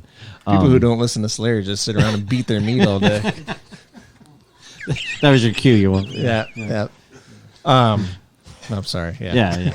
But anyway, so yeah, I think the first show we had that you guys played was at the Berlin, and we talked a little bit about that experience. he's already laughing. Yeah. He's just kind of shaking his head like, oh, that's what. That's the go-to look for anybody. Remember the Berlin? They just like, Yeah. it's like Nom stories, right? Like, I was in the shit, man. Yeah. I hope you don't have to go to the bathroom when you get there. Oh God. Oh man, there was a lady that went in there and just blasted diarrhea all over the freaking guy's bathroom when I was there. No doors on that shit either. Yeah. You walk by like, oh, yeah. Nothing but stickers. Yeah, you should get it like a shirt that says "I survived the Berlin." Oh look, somebody left a I little. think somebody's gonna think differently of that one nowadays. Yeah, exactly.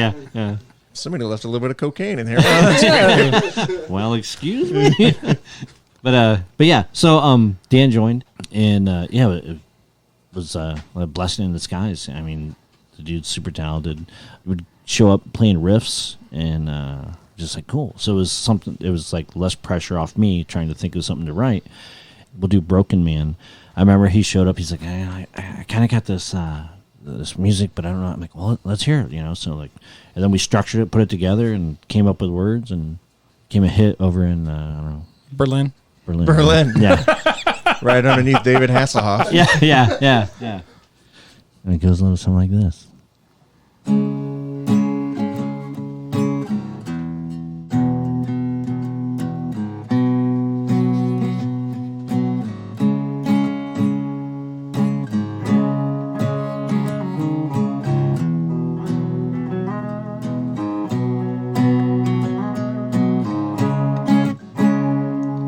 I'm beaten down, I hit the ground, I can't take much more. Did you hear me now? Did I say it loud? Yes, I finally hit the floor. And I'm on my knees, and I beg you please, can you help me find my way? I'm a simple man, I'm a broken man, help me here today. Oh, I am, this broken man is me, and I finally understand. Oh, I tried. This broken man is me, and I finally realized.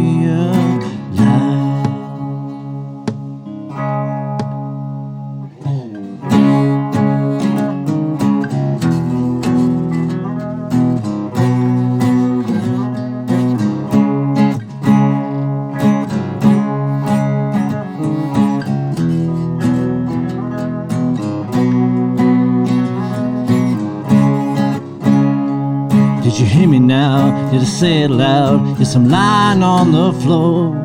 I'm a same man, unchanged man, met here before. Fell on broken knees, and I beg you please, can you help me find my way? I'm a broken man, I'm a simple man, help me here today. And oh, I am, this broken man is me, and I finally understand. Tried. This broken man is me, and I finally realized.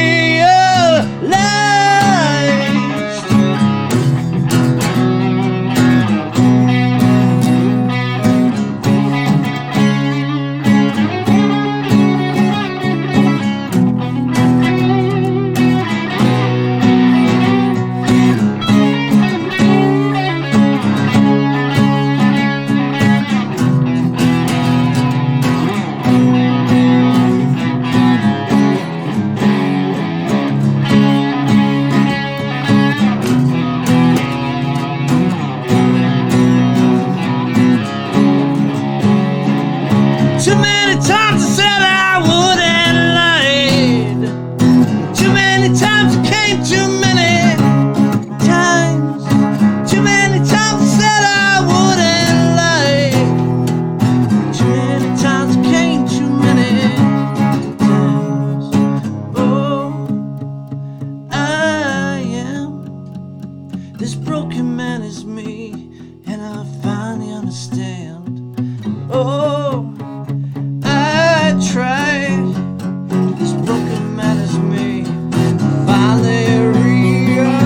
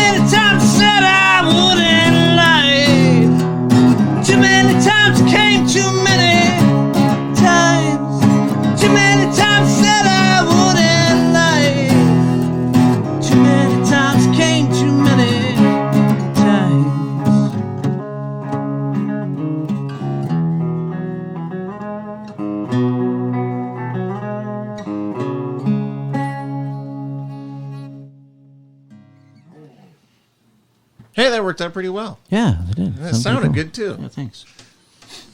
I had to watch like your volume on your vocals. Yeah. Like when you were like, "Hey!" Oh shit!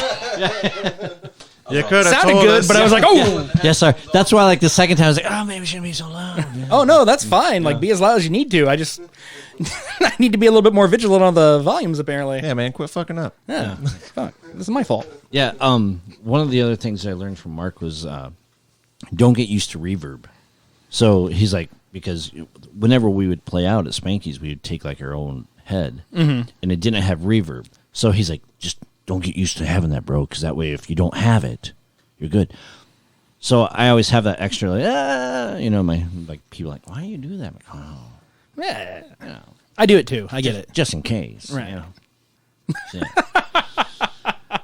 yeah. So that was Broken Man. I don't know. That was a song that, like I said, Dan came up with at the time.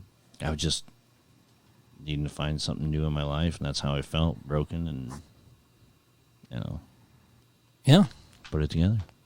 I mean, it's great. Thanks.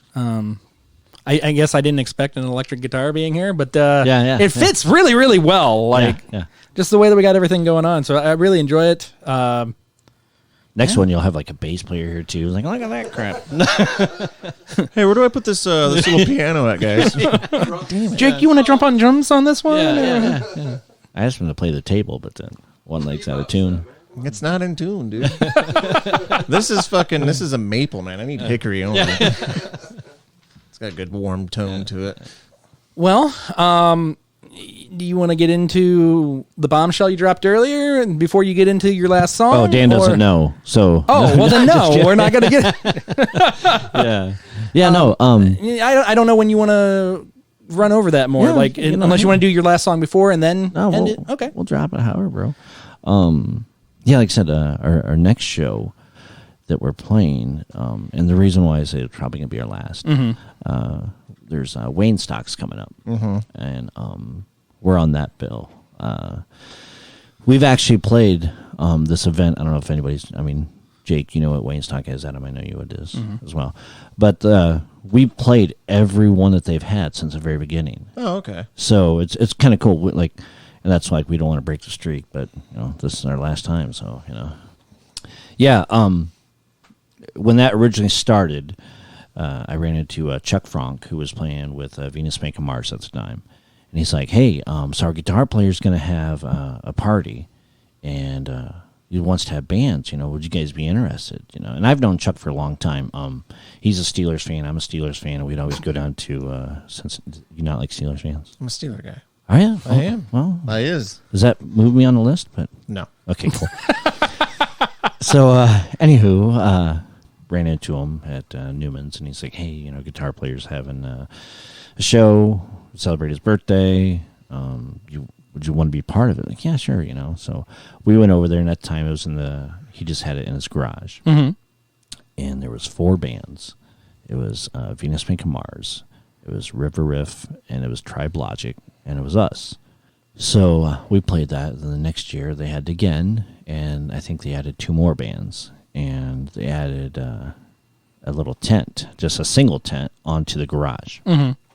So then the next year, it's grown and grown to where now it's a 2-day event.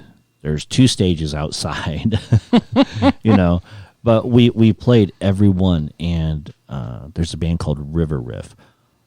Great guys, and then the lead singer, she's awesome as well. But love those guys. So they're the only other band other than us that has been playing this since the beginning. And I believe this is either the 8th or the 9th one. Okay. So, yeah. So that might be our official last show. So back to where you asked, we talked earlier about why. Yeah. Okay. Why is this the end? Why? What's going on? So just a lot is going on. I'm a lot older now. I have 4 beautiful daughters that I don't get to spend as much time with because I work a lot and in a band a lot, And so I'm the coach dad. I coach softball with my daughters. And Jake, you know how that is. You're not explaining shit to me right now. Exactly. And it's just like, it's just hard to get 4 guys together and especially with all the COVID stuff going on. Oh God, yes. Shows, are nothing like they used to be. I mean, beginning of the year, we had an idea of 6, 7 shows, and I think I counted, and we actually played 172 shows. Fletcher Ambulance. That's it? Yeah, I know. Just rookies. yeah. And it took us 14 years, But anyway, Dan is playing bass with a band called Koba. He's going to be doing his thing. Dustin, our drummer, Dustin Creek, he actually has another band called Super Hawk that he plays in. So, and Chuck's just a busy guy as well, So it's just, everyone's just so busy with everything. And from the beginning to now, it's just like, I used to have so much time to put in this band. I'd update the page, try and, have songs, stuff like that. And we have 5 songs that we, still want to hit in the studio and record. I hope you do. But I don't know, man. It's just, you're getting older. I really, and I'm not saying that I'm not going to be doing anything else musically. But as far as Flat Tire Ambulance, it's kind of I think we're ending on a good note. Yeah. I mean, we all still get along. We had our practice last night. Everyone Really need your peak, I think. Yeah, that's the thing too. And it's no slam towards previous members, but from where we started to where we get to play now, Right. Just there's not a complaint with anyone that I had in the band at all. It's kind of like the Seinfeld, right? Go out on top. Yeah, right? You're like, yeah. it's everything's good. There's no turmoil. There's no Right. harsh memories. It's, Yeah. At least everybody's Right, happy. right. It's good. Yeah. Good time to put it to rest. Yeah, and even last show we played last year, it was rain. It was pouring down, raining, and it was just they was just hey, you guys still gonna play outside? I'm like, we don't want our crap wet, just Right. no, So we ended up. You're talking about Wayne Stock. Yeah, right? Wayne Stock. Yeah. So we ended up moving it inside, and it was one of the best shows. It was awesome. So. Well, not to mention our latest drummer, Dustin. I don't know, our first tryout with him was just like our first practice with him. He pretty much nailed everything right away, and then we were just shocked. Yeah. He's already knows the song, and he hasn't even heard him before, so it's that's insane, really. It blew us away. Yeah, so when Chuck and Joe was in Chuck, when it was originally back to Chuck, Dan, and Joe, Joe decided he was going to leave the band, and it was on good terms. Right. It was just his knees was bothering him, and we was playing probably a lot more than he wanted. So then we was looking for drummers. That's when Matt Egler joined us. I believe he was with us for 2 years, was it? Because he played the Candlebox show with us, and then we opened up for Sponge, and then so I think it was 2 years. But then when Matt left, we had to look for drummers, and it was kind of that was an experience in itself. It was just I think you messaged me. yeah, You I did. I did, You and it was messaged- you was if you would have got a hold of me, That was the last same week that Yeah. we got the Yes. Henry and the Renegade started. Yes, yeah, That remember was that. the exact same Yep. week, and I was like, man, I went from 0 to fucking Yeah. 2 offers in a week. Right. That's just, I was like, that was weird. Yeah, and I was like, yeah, I remember that. Yeah. That literally just fucking, I forgot about that actually. yeah. So, I was gonna bring it up, but you got it.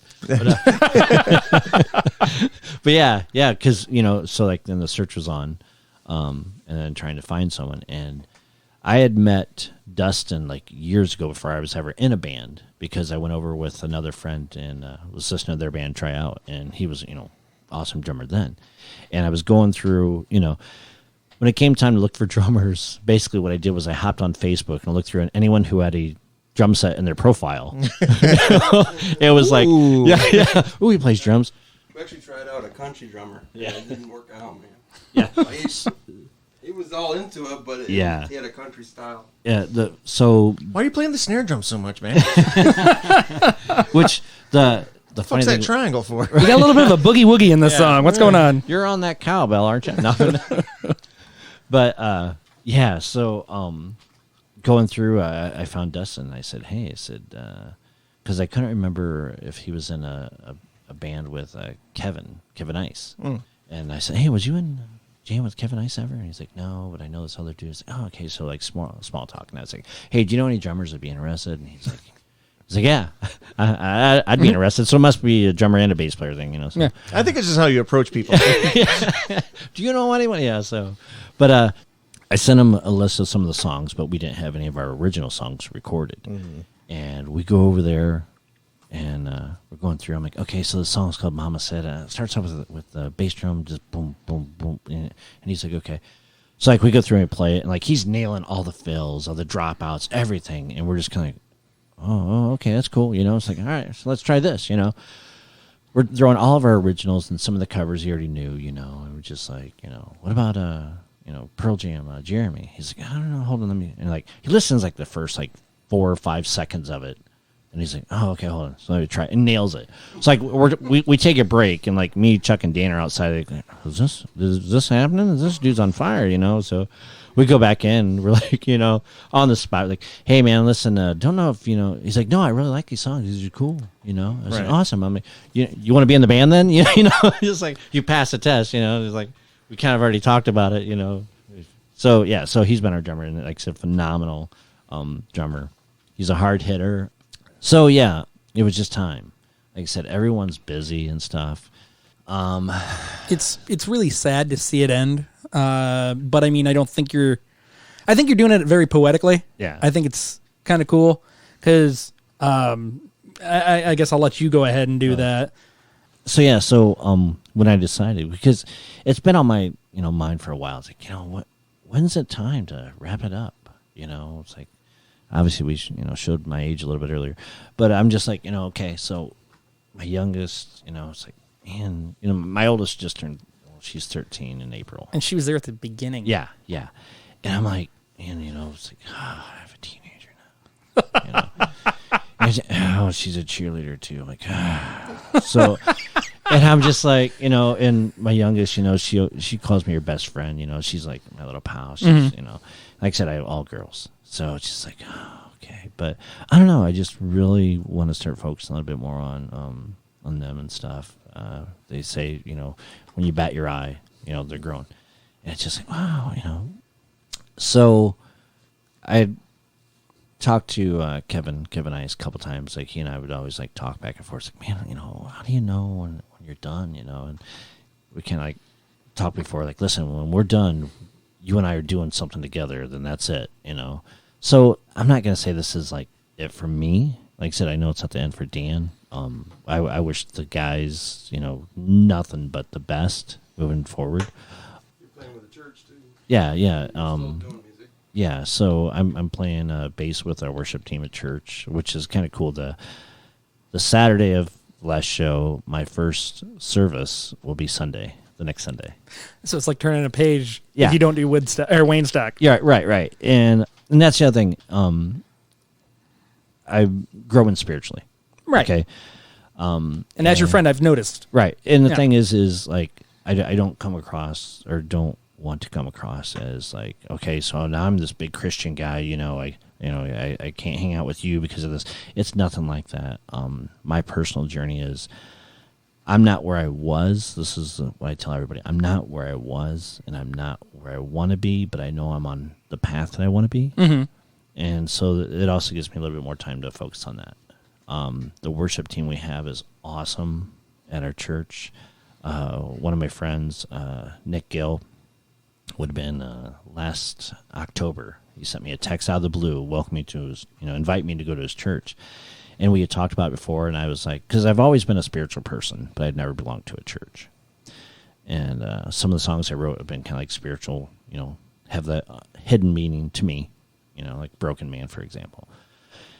And I was like, hey, he sent me the text, and I was like, you know what, I'm going to go. I happened to be up early that Sunday, and it was a sign for me to go, and I went, and a lot of cool things have happened. I actually saved a kid's life.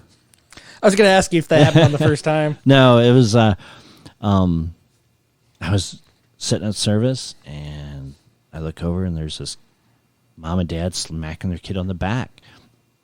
And the kid's, obviously choking So I'm just like, I was a first responder at work, and I'm thinking, okay, stop slapping him on the back. It's that's the worst thing you could do. Exactly. Yeah. And me seeing that, and I was just like, oh, okay.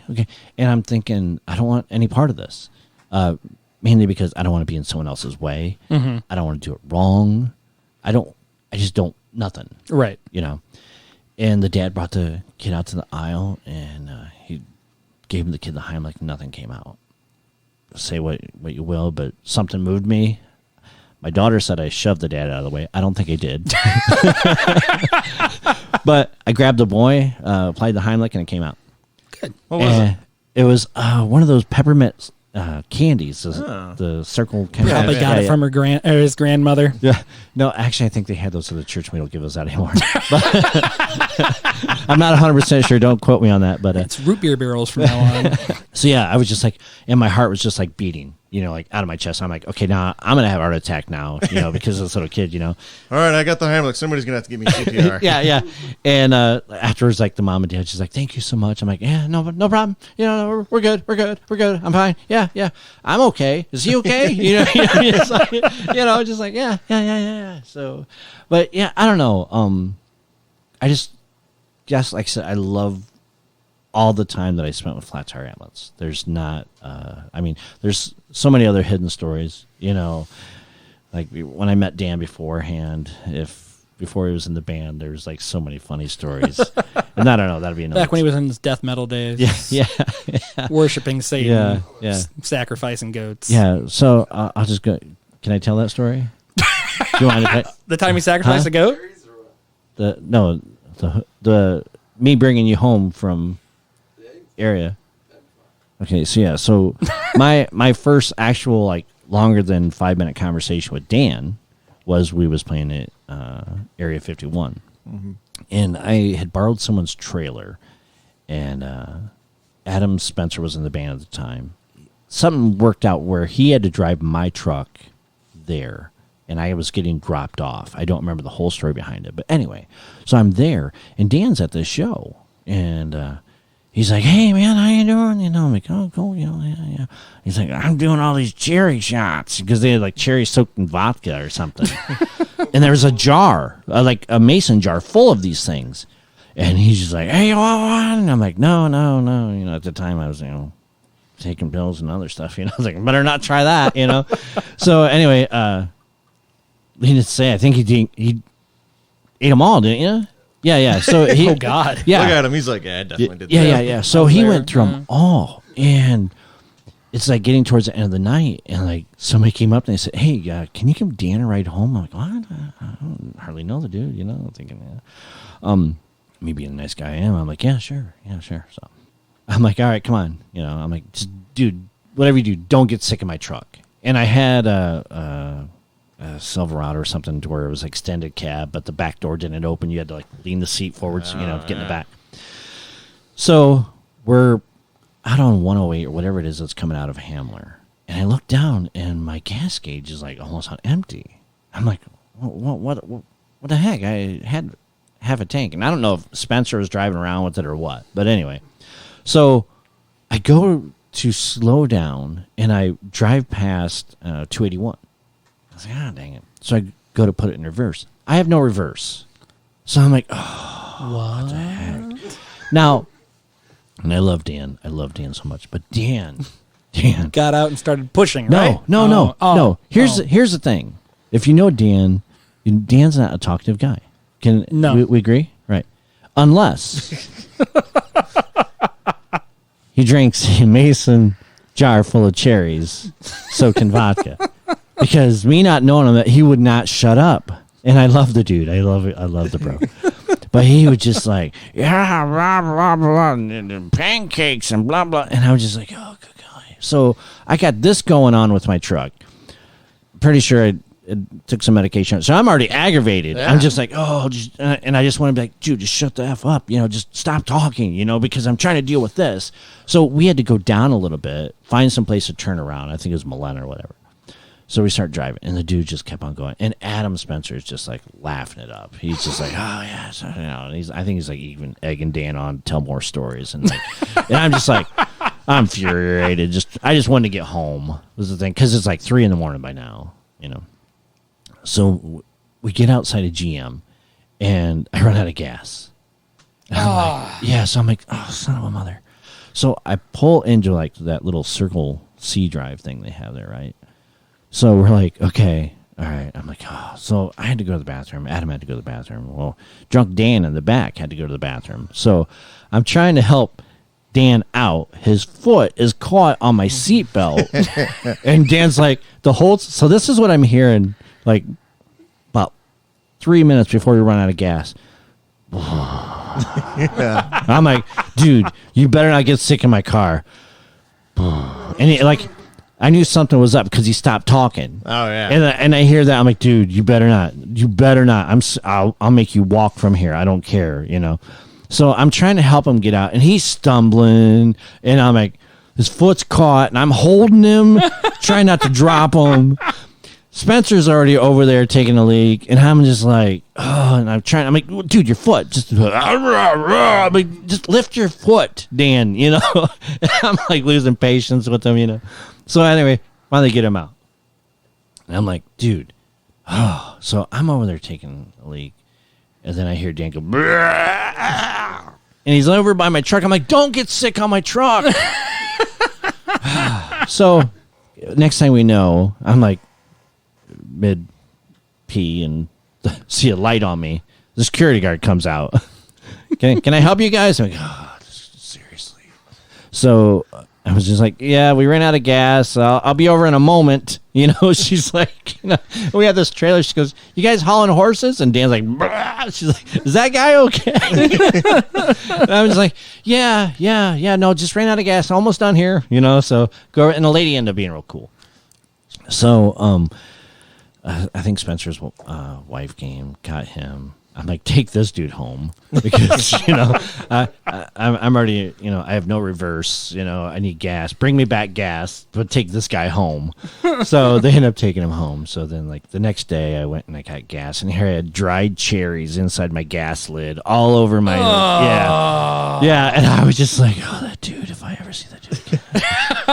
I'm like, oh, geez. And then, like, it was funny because, like I said, like, months later, hey, you guys need a guitar? Like, oh, it's that dude. Oh, my God, it's Cherry Dan. Yeah. I'm like, he's not riding with me. Any gigs, he's not riding with me. You know? But, yeah, so that was a funny story. So, yeah, but he kept on talking about, like, blueberry pancakes. And I was just like, oh, dude, just shut up. You know? And, like I said, I'm already at, like level 10, like, infuriated because, you know, everything was just going on. So, like, I got home and I parked, like I said, and the next day went out. I'm like, that dude knows dried cherries. And then I think I ran into like a show at something or whatever, and just like, oh, I don't want to take the guy home. You know, Joe, you take him home. You know, I was like, yeah. But yeah, so then he joined the band. Chuck joined the band, and like I said, that's the story of how I actually, you know, first started talking to Dan. Chuck, I knew him. We had a mutual friend. I think we figured it out. We met over at a Grace Engine. Used to practice at another dude's house, and he was friends with that mutual dude. So I knew Chuck through that. But, cool. But yeah, I don't know. Like I said, it's just, you know, I wish I had a blast. So when I reached out to you, Adam, I was just like, hey, you want to play these three, you know, songs? Well, you know, I've been working on that project. And yeah.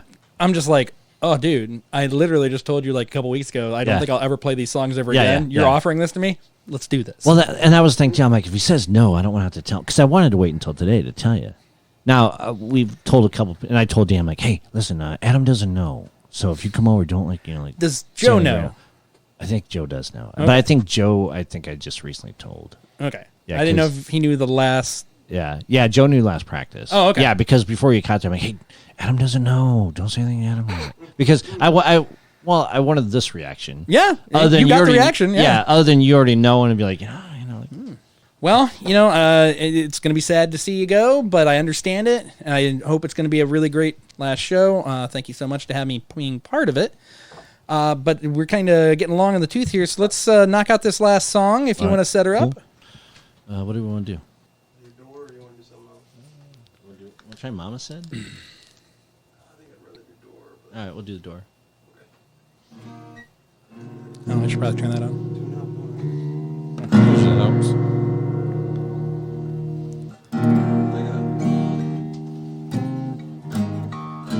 And Dan, if you need to talk, just walk over. I'll turn that mic on. Okay. That way you don't have to keep sharing your mic. Yeah. Spitting in your mic. Corona. I told Dan he wasn't allowed to talk. Just kidding. Spitting cherries. God, he joins the band. Flat Tire ends. Now he's on the podcast. Now the podcast is going to end. Yeah. Well, he's sober now. Though.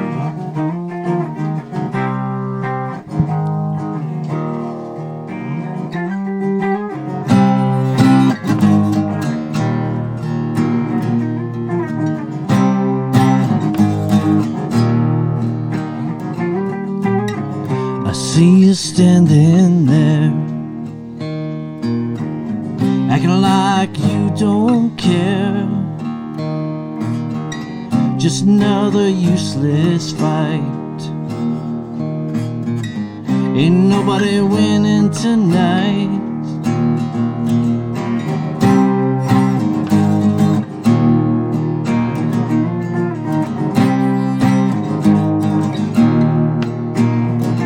But I ain't taking no more. And this time my hand's on the door. Only thing that gets in the way. Just wanna hear you say, turn around, but don't turn away. Begging please, I'm asking you to stay. 'Cause I don't wanna fight anymore. Turn around, don't walk out that door.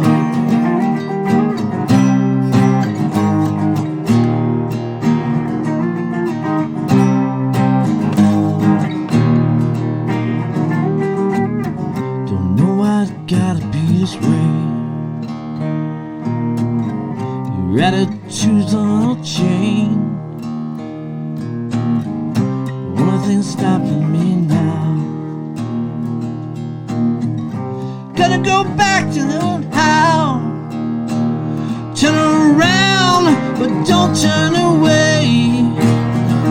Begging please, I'm asking you to stay. 'Cause I don't wanna fight anymore. Turn around, don't walk out that door. Though it says it's gonna be forever, forever's looking like a short time, a short time. Though we know it's now or never, only thing it takes is away.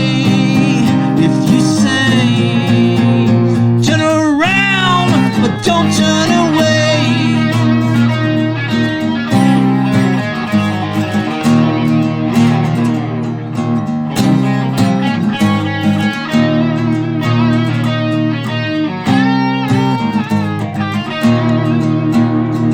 Turn around, but don't turn away. Begging please, I'm asking you to stay.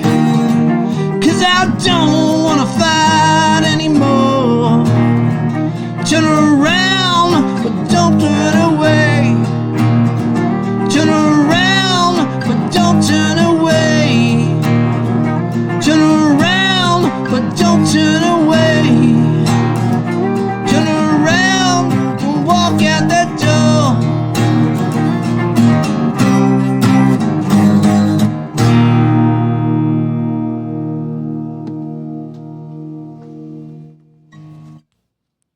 Yeah, there we go. Sometimes you hear songs at odd times in your life. That's what I got to say about that. Yeah. That's why I was like, shouldn't there's another song you want to do, Dan? But I don't know. you why. know what? I don't see why. It's- I don't- It's good. Yeah. It's good. I really enjoy that song. Hey, Dan, how about this? Nope. Nope. Nah, I'd rather play this song. Dan, you don't get that more upbeat song. No. No. This is the one. This is the one we want to Let's play end this on. really sad song. But you know what? Like it's a really, really good song. Cool. Oh, that's nice. And That was good. yeah. Thanks. Like I said, each song I wrote has some kind of like hidden underneath meaning. I mean, but I don't know. Like I said, that's one thing I told Dan. I'm like, hey, is it even though it says I have, I've always loved writing songs with him. Dude, like he wrote the riff for that. Shows up, dude would show up at practice. Hey, I got this riff. All right, let's hear, man. All right, now it's structure.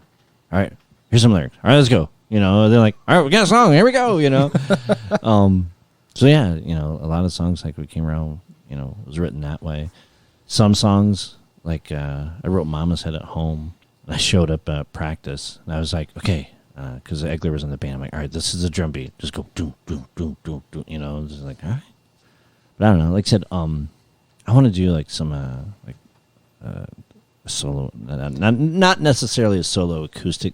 I would like to see like a life-spanning, yeah, a solo acoustic. I mean, you can call it a solo acoustic, but Right. Dan's definitely going to be on it, Right, people right. like that. But We'll play the triangle, right? But I would really. I think you should pursue that when you're ready to, because I think that would be really, really good. And once again, it's so sad to see the band go, but everything has to have an end to it. Yeah. Well, I did tell. I did make the comment at practice that if Candlebox asks us to play, or if Ribfest, because I always wanted to play Ribfest. See, I don't think Candlebox is going to play with you ever again because you slighted him. Well, no. You and Dan slighted him. Well, Yeah, we didn't bring him out. Yeah.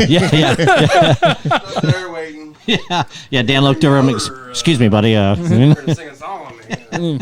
Hey guys, we're playing right now, man. You can back the fuck up off the stage. At least you didn't hand him your phone. Hey, can you take some pictures? Did you stand by the stage when they were playing? Like, bring me up. Bring me up, bro. No, Bring me up. I was front row. I was just. Yeah. So yeah. you were hoping like it was going to be like some sort of like 80s, hey girl, come up here and dance on the stage moment? No, because I cannot sing Candlebox. I love their songs, but I cannot sing their songs. No, I was down, and the thing was, like I said, when I sent out the text, I came to practice. I told the guys, I'm like, hey, listen, so we got to practice Temple of the Dog because I sent this dude a thing saying maybe we could play it. And they're like, nothing. It's like, all right, I guess we're not playing it. So if he would have like hopped up and said, hey, let's do Temple of the Dog, I'd be like, oh, crap. Like, all right, what version you want to do? Because we're doing the other one. It's like, okay, I'll sing the one parts, but not necessarily going to nail everything.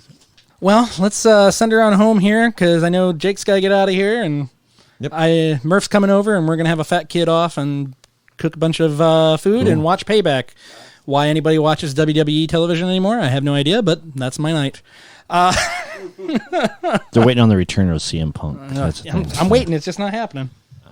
But thank you so much for coming today, Skip. Thanks for having me. I really appreciate you coming, playing these songs, sharing these stories with us and our listeners. So, awesome. And thank you for being a listener. Yeah. Like I said, I love listening to podcasts. I told Adam on Saturdays while I was doing work and stuff, I'd listen to the podcast, and just here lately I hadn't been able to. So Yeah, thanks. Yeah, thanks for your support. Yeah, don't judge a guy.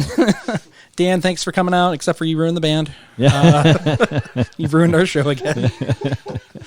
I interrupted everything, didn't I? You got to come in with a, hey, look at me. I wrote down this thing that I'd heard earlier this week, and I've always been a big quote guy. Fake it till you make it's always been one that I enjoyed, but this odd one that I got out of Bill and Ted 3, but it just it works so many ways in people's lives. So I guess the last thing before we go home, I just want to share with everybody is the quote of sometimes things don't make sense until the end of the story. True. So that's what I'm going to leave you guys with. So until next time, you can find us on all kinds of social media. You can find us on Twitter, which is at 12FU Podcast. You can find us on Instagram at 12FU Podcast. You guys can, we're on the Facebook, right? So Facebook is 12FU with Adam and Jake. And the one place that you're going to find us and the place that's going to be so much more fun, and you can just drop your memes, talk shit, and every once in a while, Jake will answer you with my name, is going to be 12FU with Adam and Jake, the group. Where were you, Skip? You could have been in. I gave Kyle my mic. Oh, you don't give Kyle anything, then he takes. No. So the group. There. Edit that in, can you? I could probably do something. I don't know. Until next time, guys, this has been Adam Ball. Hey, and I'm Jake Roos, and I would remind all you six-string storytellers out there that this is not a wrestling podcast. Oh my God!